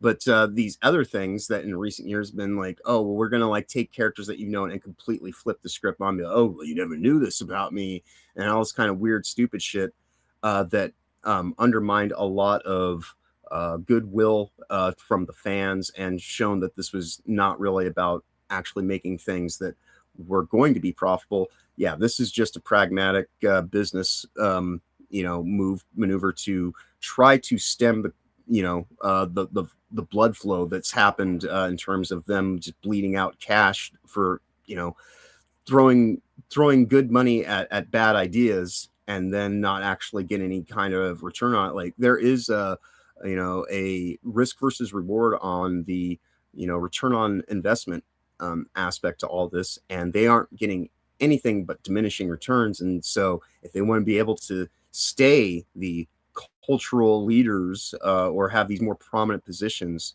then they're going to actually have to deal with the legitimate audience and try to, as I said earlier, court your customer base. Don't sit here and try to assume that you can just lay out a consumer model and people will just have to, eat that slop up, because we're not little piggies. We're not here to be slaughtered simply because you're interested in trying to get over these weird kind of cultural perversions that you think will make the whole situation better. If you, because again, you have a right to privacy, whatever the fuck you want to do in your own home and this and that, cool, whatever. And even if you want to have your silly bullshit that you kind of take out into the world at large, perfectly fine, as long as you're not impacting on me. But the moment you start kind of sitting here and telling me that I have to do certain things and this and that, that undermine common sense and decency, like that's the big problem that we have with a lot of this Gamergate stuff, is the checkboxing of things. Like if you need a gay character in your game for reasons, cool, whatever. Like maybe you're telling some kind of story where that's going to actually be poignant. But this is the whole reason why I have no fucks to give for anything that Bungie puts out going forward, because the way that it went from, again, just being a game that's supposed to be about people just having, a Twitch experience of shooting each other in the face and teabagging, their downed enemies to humiliate them, to, oh, let's turn this into a whole bunch of Troon fan fiction and make a website that is seemingly, not even really connected with the game, but yet it is. And then you just find out that it's all about what does this have to do with me firing a gun at anyone? And just it don't make no sense. But in that right, it was at least a property of its own. So I guess they have a little bit more wiggle room. But yeah, we saw how the audience responded. That when more people who just went there just for the sake of the game, being the sake of the game, and for just the mechanics and everything, when they saw past that. Bungie, as I prefer to call them these days, Bungle, will never be the same going forward, and they will probably never reach the heights that they once had because they bought too much into the message. And it's not a wise decision if you want to, much like these weird people that are sitting here trying to subvert the kids and whatnot. The more you're upfront and overt about it, the more people notice, which in some ways, thank you for that, because when you're trying to do it subversively and insidiously, that also isn't necessarily the best thing. But this is one of those things that if you are going to try to strike the balance, you have to balance these things. Yeah. Because you got to balance your checkbooks with your ideologies. And you want to put a little bit of stupid shit in there, fine, but don't put so much in that you completely lose the whole purpose of your effort, which is supposed to be making money in the first place, when a large contingent of your audience probably isn't really about all that shit one way or the other, regardless how they feel, about that in general, in their own privacy, because it's not the thing I came for. I came to be entertained by the thing that I like, and I just don't need all the stupid bullshit just drop down on top of my head. Like I need to be made aware in the age. I'm in my 40s. I don't need someone treating me like I'm in junior high or grade school and needing to just be led by by lessons of this is what it really means, and have get away from me. It's bullshit. Yeah. Oh, agreed. All right, well, let's see what you guys are saying, and we're going to move on to the next story. But what do you guys think about that? I do think that it's ultimately a pragmatic move. Speaking of Dungeons & Dragons, Wizards of the Coast is also pulling back on this stuff, and they're basically just saying to the fans, what do you guys want to see? Because they're losing money, because the modern audience is just too small to cater to, and they're not worth it. And I think that ultimately that's the best you can hope for, is that people will, I don't need them to be me. I just need them to create a good product. I don't care what you believe. And that's like the best position I think that you could hope for. So I'm not saying that woke is dead. Obviously that's never going away. Woke doesn't die. It just hibernates and then it comes back. That's what they're going to do. It's going to go away for a little while. It's going to lay low and it's going to return. Plus the LGBT stuff, stopping is not organic. I already showed many times on this channel that the way that the cathedral works is it basically puts out its feelers for a specific cause in order to push communism. And then when there's pushback, they reel it in and then they make it about something else. So right now we're not dealing with gay shit. We're dealing with immigration shit. So immigration is a new thing. And when that is no longer effective, which I think is already starting to show, they're going to pivot to something else. It's going to be about women. It's going to be about black people. It's going to be about something else, right? The disabled, I guess. Maybe we'll have an entire riot revolving around people with Down syndrome. I don't know. But I mean, that this is how they work. They're just going to find a new purse puppy and then make everything about that when the time comes. But also, June is coming up, so Pride will probably come back. There's also a cyclical thing. We're in the middle of Women's History Month right now, so everything is about women right now. So as an example. But anyway, so let's see what you guys are saying, and we're gonna move on. So Marin Rabarik, thank you for your comment. He says, that's why I play Baldur's Gate 3 with the mod that removed the canon breaking woke. Well, what mod is that? I'd like to know. I'm curious. I would totally get that mod. Please tell me. Zarank says, so has Lindsay transitioned yet to American? No, we're on the paper. She's got a green card. We're working on it. But it's going to cost some money. It's a couple grand to make her a naturalized citizen. But we're working on that. Right now, we're looking at moving. We want to go move closer to family and stuff. So that's kind of what we would have to save money up for. But yeah, we are going to do it. Then he says they really don't know how to be moderate with the inclusion bit. The one thing they held to was limiting Asians, and that was slowly going away. Then Shang-Chi happened, and the actor is insufferable. Yes, he is. He doesn't want you drinking bubble tea, I think. You guys can't have bubble tea. Did you guys know that? No, that's right. We're too white. Fight Like Hell 93 says, Afro-Man beat the Ohio Donut Piggies. Excellent news. Yes, he did it, but he did it without making an ass of himself. He just basically followed the system, which is the way you do it. Down syndrome riot sounds hilarious. I think everyone would be having the best time. Neat Scholar says, I love the cops PSA. You guys are pissed about those cops that abuse their authority. We get that. Just please be aware we are from Adams County, Colorado. They are from Adams County, Ohio. Yeah, that makes sense. All right. Let us know what you guys think about this one in the comments. We're going to move on to the next one. Okay, so I got a bit of a darker story, but I got to share it. I thought it was interesting.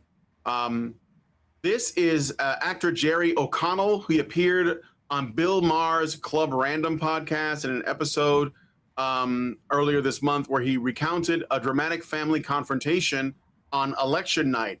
So if you guys don't know, this guy, Jerry O'Connell, is married to Rebecca Romaine. You guys remember Rebecca Romaine? Oh, yeah. She was the Mystique. actress. She played Mystique in the old X-Men movies. Yeah. She was like a bombshell lady. She was married to John Stamos for a while. Indeed, By the way, when I was in high school, kids said I used to look like, but yep. I don't know if I was that lucky. But anyway, well, let's just listen to the clip. Oh, I gotta boost it a little bit and do it again. No, it's just that the audio's sometimes the audio on this thing does not it like cuts out and I gotta like refresh it. Okay. Oh shit. Wait, why isn't there no sound? I'm gonna tell you about a bit there of it is. I say this, will I stay married? Blow it over here. My sounds like you're gonna blow it over here. The night of the election, this third one. Yeah. Third election. Everyone knows what I'm talking about here. He's talking about the Trump election, but he won't say it for some reason. I was watching late at night the returns, and I'll be honest, I didn't think Trump was gonna win. I live in California. I didn't think he was gonna win. From what I was hearing. I didn't either. I think he was gonna win. No, this is where I live, you know? Yeah. I said something along the lines of like, there was no planning, this is what they get, there should have been a primary. I said something along those lines, you know? Like I was just spitballing ideas as to, it was a shock, you know? So he's saying he's trying to explain like why Kamala Harris lost, okay? He was trying to like help his wife and two daughters who are like 16 and 18, so pretty young, understand why they lost the election. Okay, he was trying to rationalize as a man. Yeah, but let's keep listening. My wife and daughters, without saying anything, became physical with me. They were filled with rage. Mm-hmm. So if I am being careful with you in how I say things, yes, I live in California. I live with not one, not two, but three people who, if I made any kind of joke, they'd become very angry with me, you know? I don't want to tell you how to live your life, but I couldn't live that way.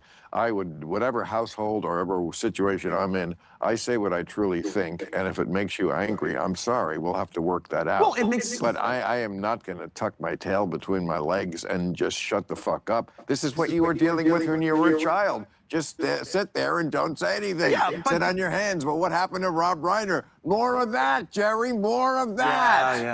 Yeah. Where's Rob Reiner's ghost when you need him to be telling you more of that? Well, Bill Maher can say that he's not married or anything, but right. So O'Connell, his wife Rebecca Romaine. Now I understand why John Stamos isn't with her anymore, I think. But, right. He implied the physical response stemmed from their emotional devastation and frustration at any perceived criticism of the Democrat Party. O'Connell joked nervously about whether sharing the story would endanger his marriage and noted ongoing tension like walking on eggshells and avoiding jokes that upset them. So, I mean, it's like these women are insane. Women have lost their minds, guys. I'm just saying. They like women, like maybe it's okay. Maybe I could just say it's just liberal women, but I don't think that that's good enough. No. I think that like this guy, and this is the worst part about this, is that he's obviously in an abusive situation. Yep. And he doesn't have a way to get out of it. Like he could just leave, but you know what I'm saying? Like nobody's going to have sympathy for that. Imagine if this was a woman and she was talking about her two sons and her husband getting violent with her because she tried to rationalize something like an election. I mean, and if an election could do that, like what else could do that? You know? Yeah, especially in California, sure. So I don't know if you knew about this, John, but I don't know. I heard a little bit about it.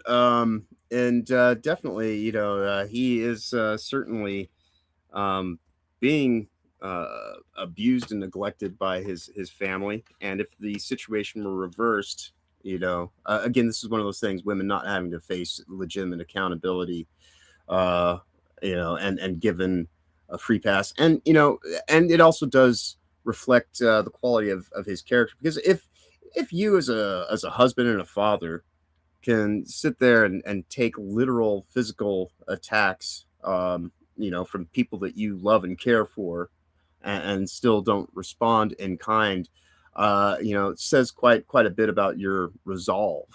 Number one, so I do want to at least give him some credit in that. However, uh, for him to kind of be in this situation where he feels he has to kind of talk around the issue, when I mean, glad that he actually at least kind of brings up to the level that he does, but he is kind of being a little bit kind of sheepish in his approach. Absolutely. And You know how the media reported on this? You know how the media reported on this? They said that he was joking. He said he joked about his daughters and wife becoming violently physical with him. That's how they're reporting it. Even though if you listen to this, he's terrified. Like, that's what I think. Yeah. He seems to be genuinely He's very afraid sincere. of his wife and kids. Right. And that's quite the unfortunate thing to, because like, as a guy who, for various people who watch the show, I have, I have a criminal record. I have a misdemeanor for self-defense, effectively, because we live in the 21st century.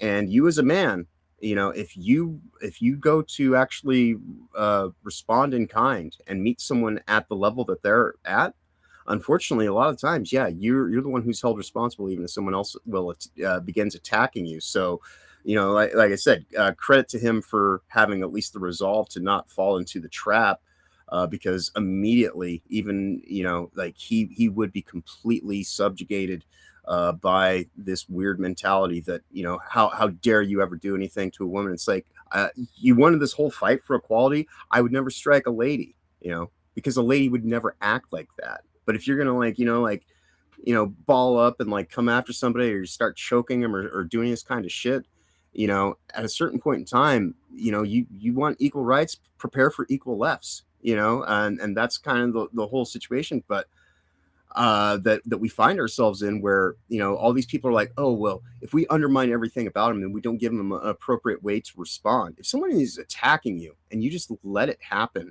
and let it happen and let it happen and let it happen, at a certain point in time, conditioning yourself, you will get what you deserve, unfortunately, because you're not actually giving that person the appropriate balance in terms of what is and isn't acceptable. And if they're going to treat you in a way that you do not align with, and if you have some kind of, I suppose, again, always be led by your principles and values. And if your principles and values are that of, I'm not going to commit to the same kind of violence people commit upon me, then this is the best way that he can at least get the message out there for now, because of the way that he approaches life.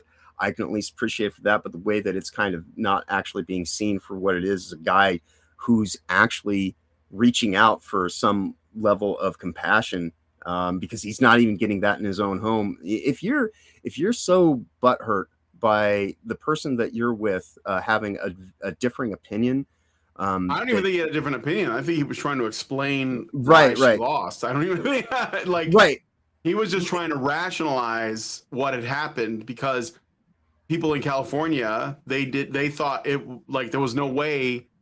They didn't think he could win because they were in a bubble. It's like people who live in the city, they live in a bubble, right? So it took them by surprise, right? Because they don't consider that there's a whole other country.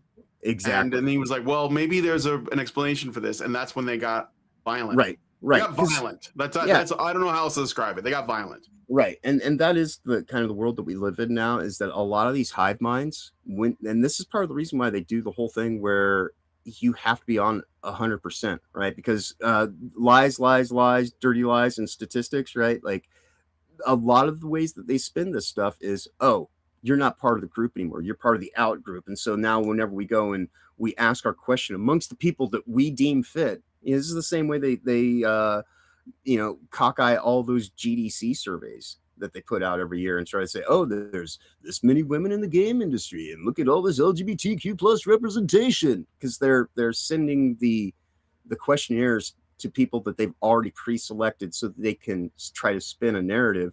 And that was definitely much what the last election that we all went through was just a whole bunch of narrative spin and not really anything on the substantial matters. And so you had, people that were lying to themselves more than they were gaslighting the world around them come to a stark revelation that, oh shit, it doesn't matter how much I lie to myself. Reality will continue to be reality. And the more that you detach yourself and become deranged in that delusion, then probably the more it's going to smack you in the face, figuratively, and when the opposite happens. But that doesn't give you the right to go and legitimately physically smack someone in the face just because they're pointing out a common sense level of discernment to you. Kamala Harris, I will, as I said all the time, I'm not going to take away her talent. Any person who can climb a ladder on their knees and get all the way to just under the top rung in society, that's pretty impressive. But at the same time, it's kind of hard to stay on a ladder when all you're doing is climbing on your knees because your hands are somewhere else. And if that person, when that person has their fall from grace and that hurts your feelings to the point that you're like, oh, now I have to attack someone, this is, that's more indicative of the world that you're wanting to have. And if you think that it's perfectly fine to go and attack people just for not going along with your silly bullshit delusions, then all these people that you want to sit here and demonize, you're not doing anything other than exposing your own hypocrisy. So yeah. Well, it's a shame, but I just had to share that with you guys. So I hope that he gets some help. And this is one of the things that I wanted to bring some awareness to, that this stuff happens and we need to take it more seriously because we don't know what's going on there. You guys hear about that woman that was part of the Bachelorette that was really violent and abusive? Yep. Throwing they said chairs, but they were bar stools. This generation, Generation Alpha women and millennial women, are not only the most violent but the most rapey, that in recorded history for as long as we've been recording. Right, which is part of the reason why princess culture was always a bad idea, because this is kind of the weird shit that it leads to, is these privileged people that are just anything that you do that steps out of line with what they think, they subjugate you. And then when you actually, and you just have been reinforcing it for all this time, saying, oh, she's just a girl, we have to give her treat her with kid gloves and this and that. And so we've developed a whole nation full of monstrous women that are the furthest thing from ladies, people of any level of respect or common sense and decency. And we've lost an entire generation, because there's some things, you can bend something and put it back into shape, but once it breaks without some really extensive work, it's never going to be back to functional. And that's where a lot of these women reside at this point in time, unfortunately. Yep. All right, let us know what you guys think about this one in the comments. We got to move on to the next story. So let's talk a little bit about DLSS5. So NVIDIA unveiled DLSS5 at GTC 2026, positioning it as a major breakthrough in neural rendering and generative AI for games. Unlike previous DLSS versions focused on upscaling and frame generation, DLSS5 uses AI to overhaul lighting, materials, textures, and even character appearances for more photorealistic results demonstrated in titles like Resident Evil Requiem and Assassin's Creed Shadows. NVIDIA touted it as an optional, developer-controlled, and a step towards hyperrealism, with features like intensity adjustments and masking to preserve artistic intent. The reaction has been overwhelmingly negative, sparking a widespread rage and backlash across gaming communities, social media, and industry pros. Gamers and artists slammed it as AI slop, yassifying characters, making them unnaturally glossy, smooth, or beautified in an uncanny way, homogenizing visuals and overriding deliberate art direction, altering moody lighting in Resident Evil demos, or adding weird glows and highlights that feel like beauty filters or AI-generated porn edits. YouTube announcement videos hit 84% dislikes, or over 84%. Digital Foundry previews, drew heavy criticism, even death threats in extreme cases, and developers, including some from Capcom and Ubisoft, expressed shock, calling it disrespectful or unaware until public reveal. Terms like uncanny valley, AI glow-up disaster, and memes comparing it to looksmaxing or Evany ads flooded discussions. NVIDIA CEO Jensen Huang dismissed critics as completely wrong, insisting developers retain control and it's not a true generative AI, but this doubled down on the outrage rather than quelling it. Sources include Tom's Hardware, Polygon, Engadget, TechRadar, Ars Technica, Kotaku, Gaming on Linux, and viral YouTube/Reddit threads from mid-March 2026. And I have the option to do DLSS 5 on my copy of Resident Evil Requiem. I turned it on. I didn't notice anything, so I just turned it off. I didn't notice anything, though, when I used it. So, but... yeah, it doesn't sound like it's going over very well. Although I want to say one more thing. I'm gonna let you talk, John, because I have a feeling you have a lot to say on this. I do think it would be really hilarious if you could use generative AI to change the graphics on games that have uglified characters on purpose, and then share gameplay of that. So they mentioned Assassin's Creed Shadows, for example, as one of the games that uses it. Now I know that this tool doesn't, I don't think it does that, but could you imagine a time, because I feel like AI is here and we're not, it's not going away, but can you imagine a time where you get a game and they have, like, let's say you find in like some, bombed out crater a copy of Concord, and you're able to put it in your computer or your machine and use generative AI to change the characters into something that looks good, and then you made video of that and you showed it off.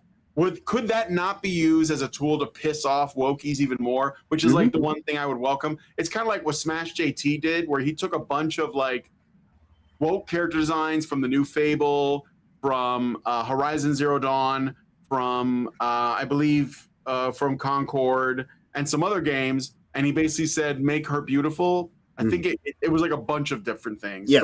Gote, he did it with that game. Imagine that, but you actually have gameplay. I just think that'd be great for trolling people. But go ahead. To your point, I do think that that is ultimately where a lot of this is leading to. It is not at that level just yet, and so but it's a tool. So I'm not going to sit here and blame a hammer for being a hammer just as much as I'm going to blame a gun for being a gun. It's how you utilize it in ways that's going to kind of ultimately say more about the wielder than it will even the tool itself. So there are aspects to this, but there because this is one of those things where it's like some stuff is, I'm just kind of like, oh yeah, well, just kind of like a sign of the times, and these are tools that are available for certain things. But then there's also the immediate kind of thing about like it does change artistic I guess execution. But some of these things, for older games, when we talk about, it'd be nice if I just have a nicer looking version of the thing that I like.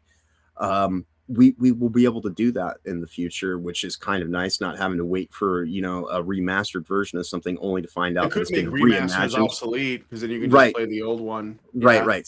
So so you aren't surprised by reimaginings that subvert the thing that you actually care about. So I'm not going to sit here and say that this thing is 100% terrible. However, in its current state, it doesn't. This is going to require data centers to run effectively in real time. I don't think we should be doing this just because of like how much energy it's going to ask for. And it creates an always online component, because right now the way that the technology works is they are using still images, and it's just filter systems that are showing, you know, camera movements, but not actually moving through the space. Because the current problem with a lot of AI, and this is just in without it even trying to sit here and overly beautify all things, you know, even with frame generation, when it's interpolating what those in betweens are and everything like that, when it's in motion, it looks kind of fuzzy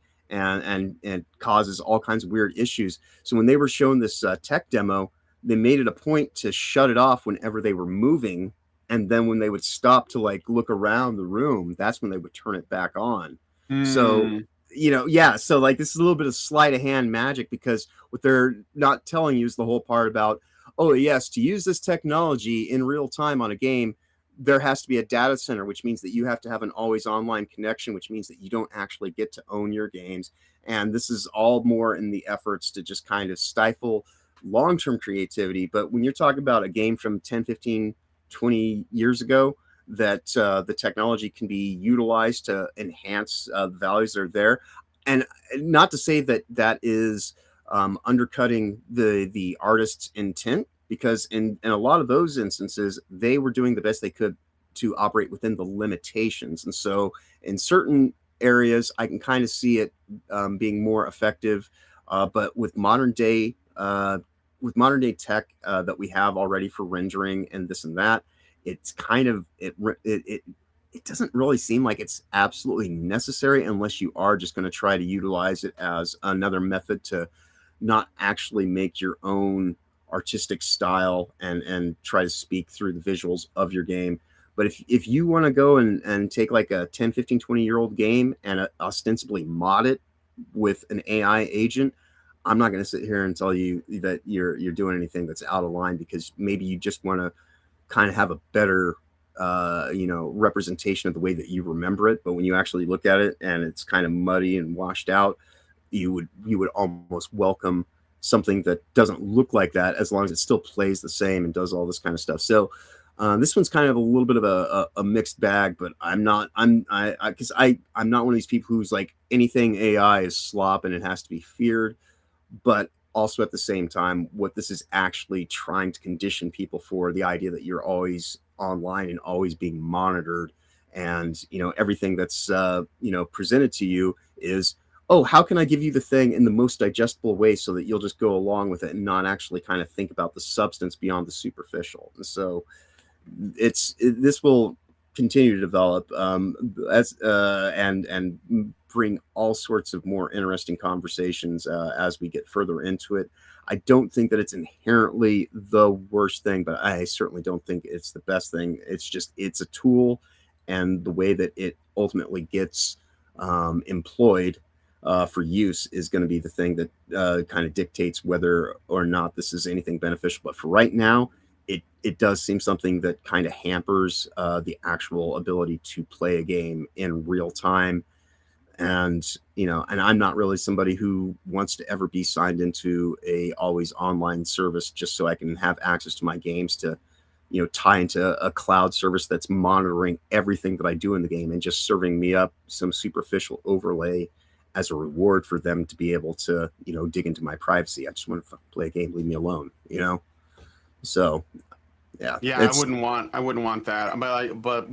I think that AI is not going away. I guess it just depends on usage. Well, I don't know what the future holds for this stuff, because when AI is starting off, I was like, oh, they're gonna, like, some people are already trying to use it to, like, you know, alter older video games, like all textures. I think they were doing something with Doom or with Half-Life, and I was like, okay, so this is like, this is what they're going to use it for, or at least obviously it's going to have a lot of uses, but like, this is one of the places they're going to use it.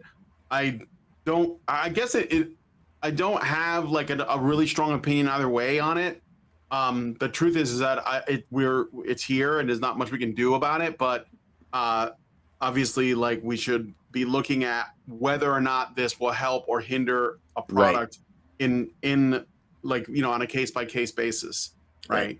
And if there will be better tools that will also come out that will work better, you know, that will, because I think what people want is They want something that is going to improve the quality of the game without like being too intense on the demands of your, you know, whatever your hardware is, and also not be like a like a thing that you have to be online to enjoy at all times. So you know whatever's going to give you the best of all those things is probably what we, you know, what most consumers are hopefully, you know, looking for.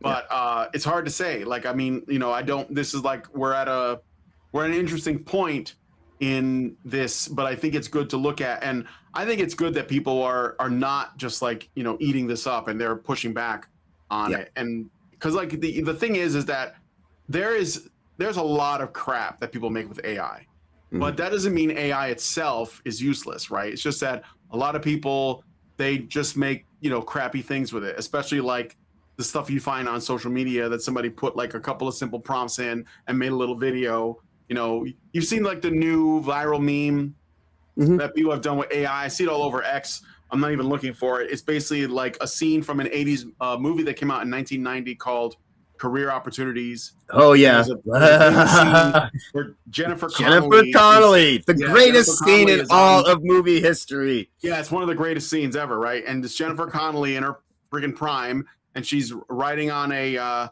one of those coin-operated horses inside of a big department store. I remember the name of it. It might have been a Target. It was in Target. It was in a Target. It was a Target. Yeah. And people have taken that clip and they've like swapped out, you know, Jennifer Connelly for various characters like Tomb Raider and Toasty. You know, she's we got inundated last week with there's like a bunch of them, a whole bunch, right? Yeah. That's like the slop. Like people are just like changing, you know, that with or whatever it is. Like they'll have like stuff that's like borderline pornographic, like whatever they can get away with, you know. But I don't think that is endemic of like what it's actually going to be used for. I think that's just people playing with something, and I think that people are already getting kind of like bored of it. But yeah, it is like leaning into like, you know, dead internet theory where like if everything is being made by AI, then there's like nobody online anymore.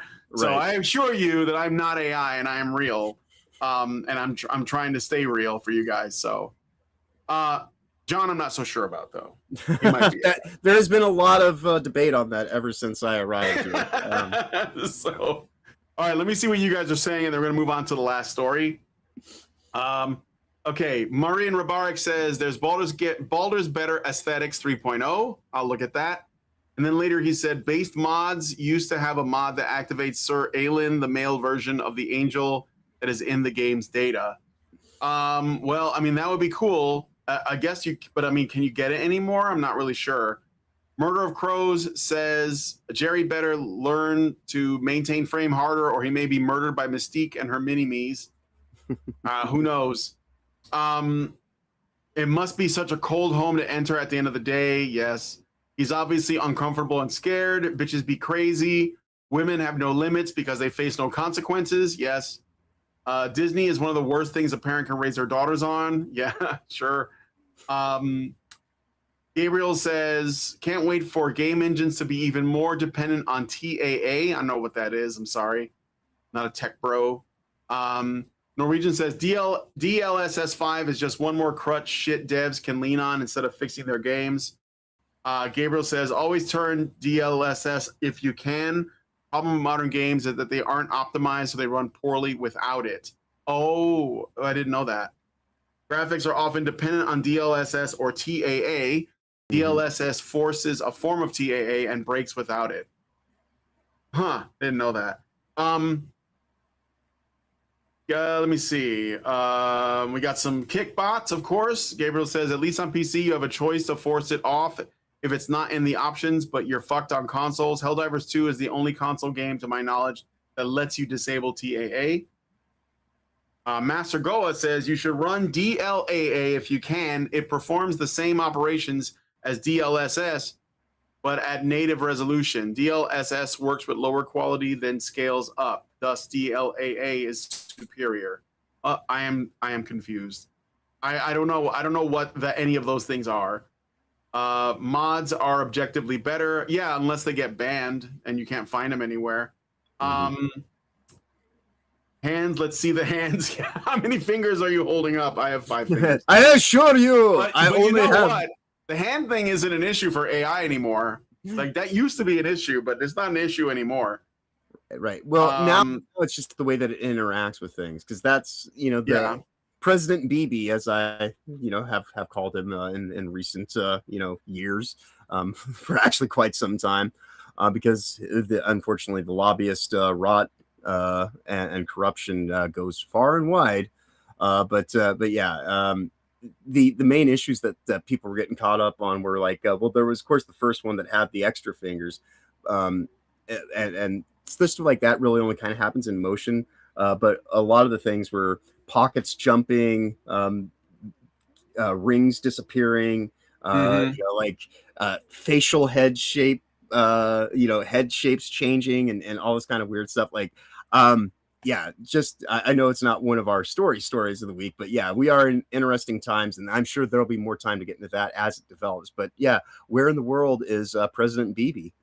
Is he alive? Is he dead? Who knows? He is with Netanyahu. Right. Master Goa says, I hear that's what YouTube wants to do, to have everything just generated on the fly. So when you search, it will just create rather than pulling up actual user content. I could see them doing that. That's why you guys should just come over to Rumble. Gabriel says that shit you saw with RE9 was due to TAA ghosting. I fixed that. I managed to get it. It looks good now, so no issues. Nice. Okay, so let me know what you guys think about that one in the comments. DLSS5, you hate it, you love it. What are your thoughts? Last story. So Crimson Desert is out, and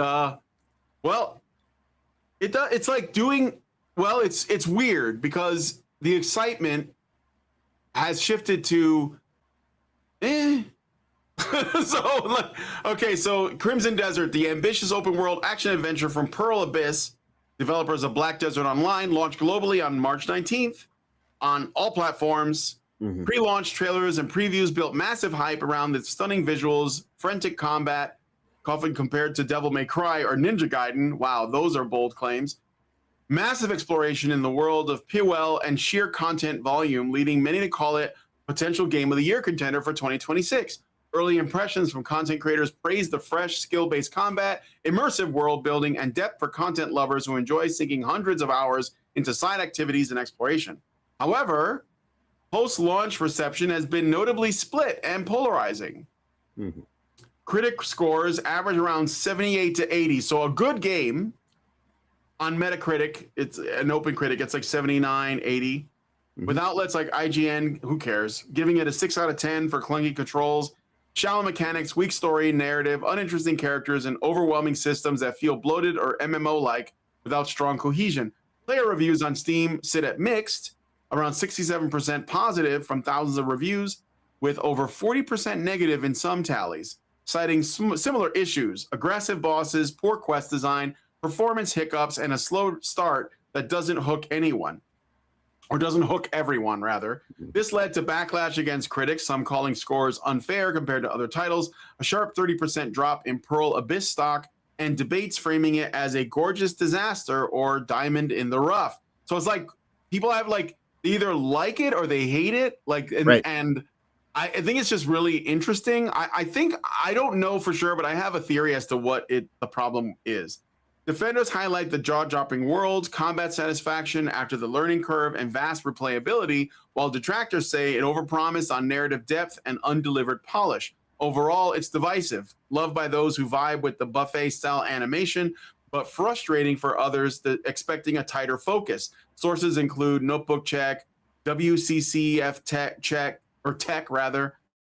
Reddit threads, YouTube review roundups, and X discussions from creators and fans. So I think that what this game suffers from, if anything, is its ambition. So when I watched, Cabrutus Rambo was playing it. I'm subscribed to Cabrutus, the guy who basically created DEI Detected, and he was playing it, and I was watching him for a while, and I asked him what he thought about it, and he was like, "Oh, I think it's all right." But I think that what it suffers from, because I told him it looks like Dragon's Dogma 2. That's what it reminds me of when I watched somebody play it. was very much like Dragon's Dogma 2, which I think is a good game.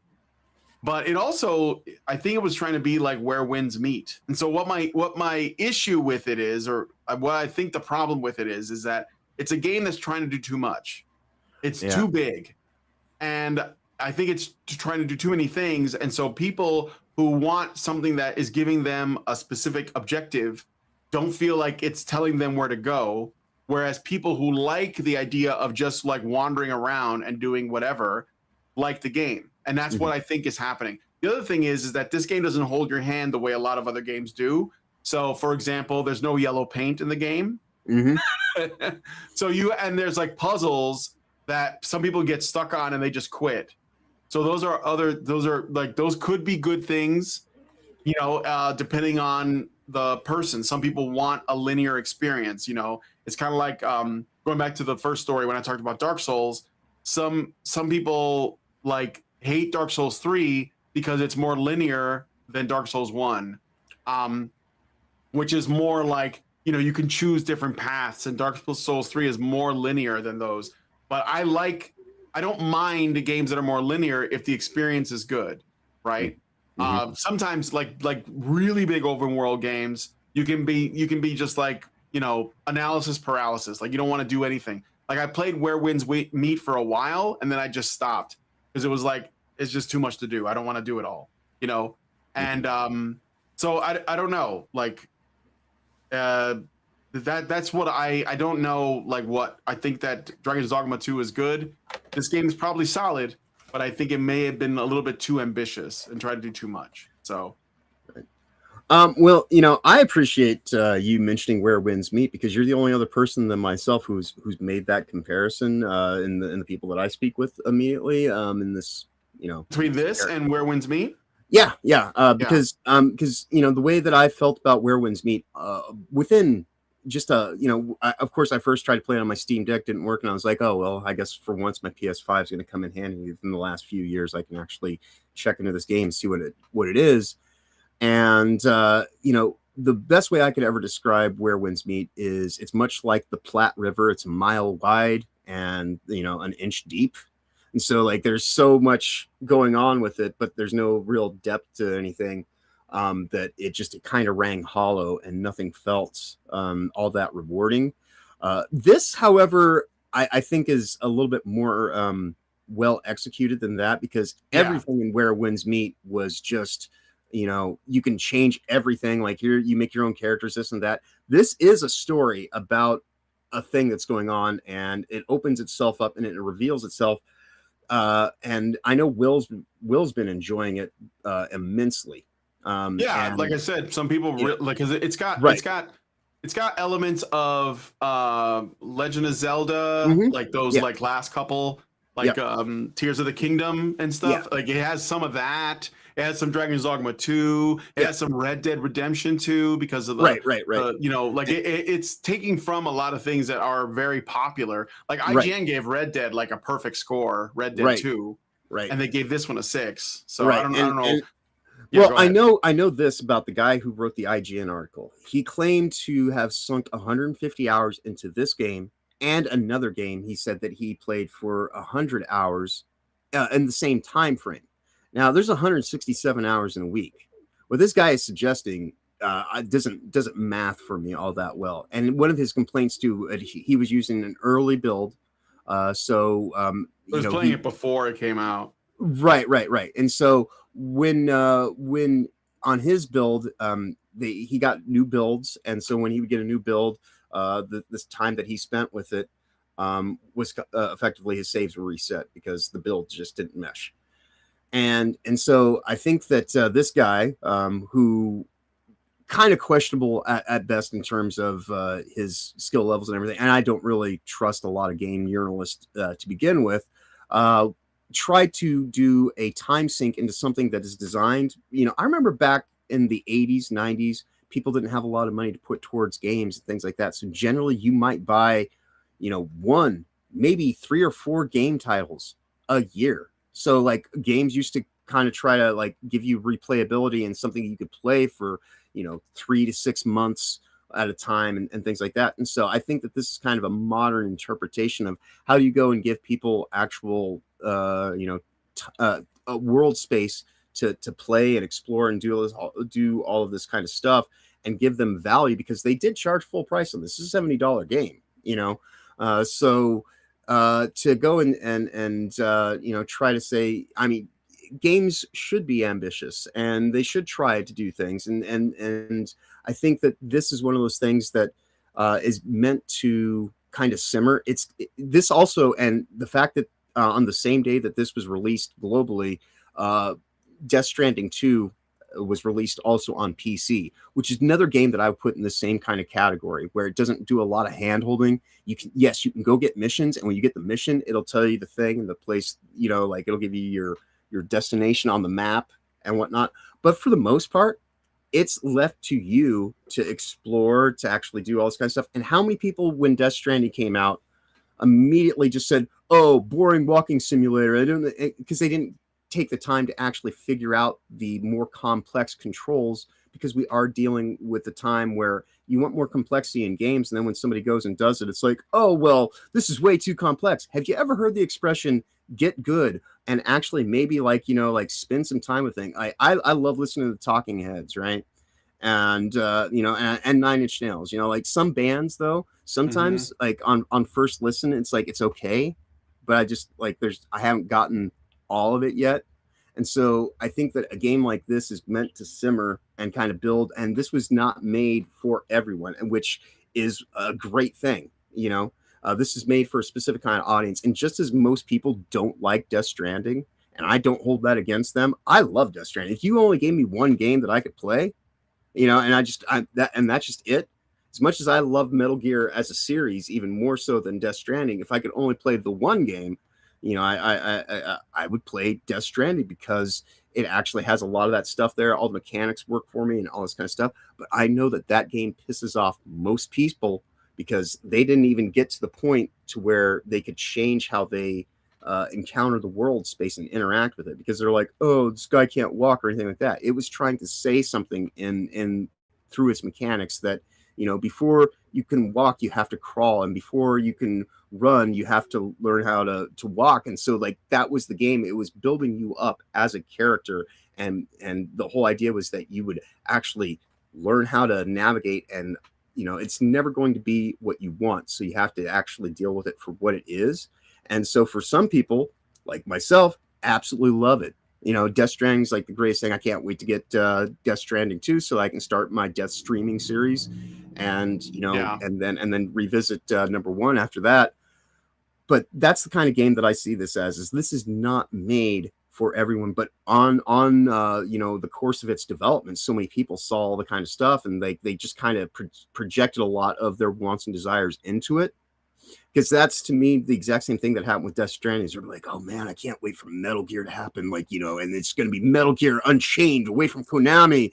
And then all of a sudden you get this story that's about multi-dimensional quantum entanglement, and there's some stuff in there that kind of reads like The Message a little bit, and all this kind of stuff. But for me, I'm down for all those topics and everything like that, and it is convoluted in its storytelling, and a lot of it's just kind of left to you to kind of interpret and things like that. And even the things that they tell you outright when you get around to it, some people are just like, whatever, and it goes over their head, and they're like, just as much as people used to play Metal Gear games for the mechanics and not the cutscenes, it doesn't take away from the richness to the people who are actually there for the totality of it. And so I think that that's what we're seeing with the way that this game is released, is that there's a lot of pushback coming from people who projected their wants and desires into it. And then when this thing actually just came out as it is, trying to stand as its own entity for, establishing something. And sure, it's got some bugs in it and this and that. I'm not going to sit here and say that it's flawlessly executed, but I think that this was made for an audience to court customers, rather than to try to have this consumer reaching kind of thing that just is anybody can just pick up and play. That's more where wins meet, because it is a free to play game. And something like this, the value sink that you put into it, and if you have that kind of mindset, is rewarding, but not everybody's built like that. So a game like this, you really have to know the way that your play styles and what you expect from a game, this thing might be the furthest thing from what you would ever want. But for people who really like those epic kind of sprawling adventures and things that, you know, reward you for putting your money into it and actually giving you more and more of an experience for an extended period of time. This is one of the best things that has come out recently. So I actually appreciate that this thing has got such mixed reviews, because, you know, the worst thing that you could ever strive for is apathy, right? And so this thing having such high levels of praise while simultaneously getting, you know, just panned on every little fucking nitpicky bullshit that someone might have, goes to show that what they did was actually make something that is of substance, that you know, stands out for what it's trying to do for itself on its own merits, and the way that people kind of react to it kind of reveals more than about themselves than anything that they're saying about it, you know. So I don't mind this thing having mixed reviews, because to me, that's everything's going to have mixed reviews, you know, like, because a lot, you know, and if we're actually being legitimately honest with things, because to get so diluted and just say things are either the greatest thing ever or the worst thing ever is pretty dismissive of individual tastes and, you know, just interests. And, you know, I think that we need more of things like this rather than less, you know, and you know, hopefully the little nitpicky bullshit bugs and things like that will get fixed. Obviously they were in the process of doing that when the IGN writer, you know, had his whole little complaint about, oh, I had to restart the game, my save file was, dude, you're playing a pre-build. That's just the way, you know, like, if you can't understand that, you know, like it, and their weird kind of way of, in comparison, they rate this game that was on a preview build, but then with Marathon, they held back the rating on it and only just spoke about it because, you know, the people at Bungie were like, hey, could you wait a few months until we release this bullshit? And then at that point in time, when it's our complete vision, go ahead and review it. So this does kind of seem like a little bit of a double standard again, where they're doing certain things for one group and then not for another, and not actually giving you the full context of, or try to, you know, just even sweep the context under the rug. So all you're dealing with is the content of their feelings and their reflections on it, rather than this kind of just being oh, this is what the game does, this. But bear in mind, it's a work in progress that I was dealing with. You know, the IGN writer is kind of up their ass and around the corner about the way that they wrote it and the way that they've spoken about it since. But I don't expect this game to be for everybody, nor should it. And if it's not your thing, if you're not into Legend of Zelda kind of things, if you're not into Death Stranding, you know, if you're not into, like, you know, then go in with some level of caution and trepidation. I'd say definitely watch somebody who plays games and base it off of if you're finding things are actually interesting to you. If you want more complex controls in games, then that's, you know, that's not a bad thing. And if you get this on Steam, I don't know if you can, if it has customizable controls by default. I don't think that it does. But if you get this on Steam, which is also another reason to support Steam, every game has customizable controls just through the fact that you're running it through Steam. You know, so a lot of those issues can also just kind of be detailed to your own specific play style. So, but yeah, I think this is an interesting, you know, way that people have been responding to it. And I totally not unexpected on my end. I actually, you know, if it would have just been nothing but nonstop praise, I probably would have been more concerned about that. You know, no, I would have been suspicious too. But I mean, ultimately, it filters down to, you know, if you like games like Breath of the Wild and Dragon's Dogma 2 and Red Dead 2, then this is probably like up your alley. And there's definitely some, like, it has like a crazy, like, you can see a place in the distance and go over there. Like, it's, you know, this is something that people boast, but this can do it. Like, it's kind of impressive. Yeah. So, but, and yeah, game journalists they're looking for anything they can, like, knock down a peg, because that doesn't support the games that they want to promote. Yep. So anyway, but we are at time. Indeed. So we're gonna wrap it up here. I'll just, like, mention some of your guys' comments, and then we're gonna close the show out. You guys are arguing about TAA and DLSS. I'm not going to get involved with that. But Autistic Helicopter says, start the game, my boy. I'm not doing a game today. But I will see you on Tuesday when I stream Fallout New Vegas again. And let me see. Masagoa says, I like Dragon's Dogma 2, but DD1 felt better. Yeah, you're right. I did enjoy the first one more. And I can't explain why, but I did. The second one might also have been too big. I don't know. Mr. 303 says, this is why I generally avoid open world games. They have too wide of a scope. Yeah, you just again, they're not for everybody. That's all it is. If you need cake, I dropped something to Hype Train before the stream. Yeah, I'm afraid I don't have time for that, Master Go, but I appreciate the $5.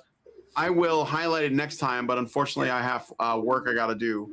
And this show went a little bit long. I did have a lot of topics, so...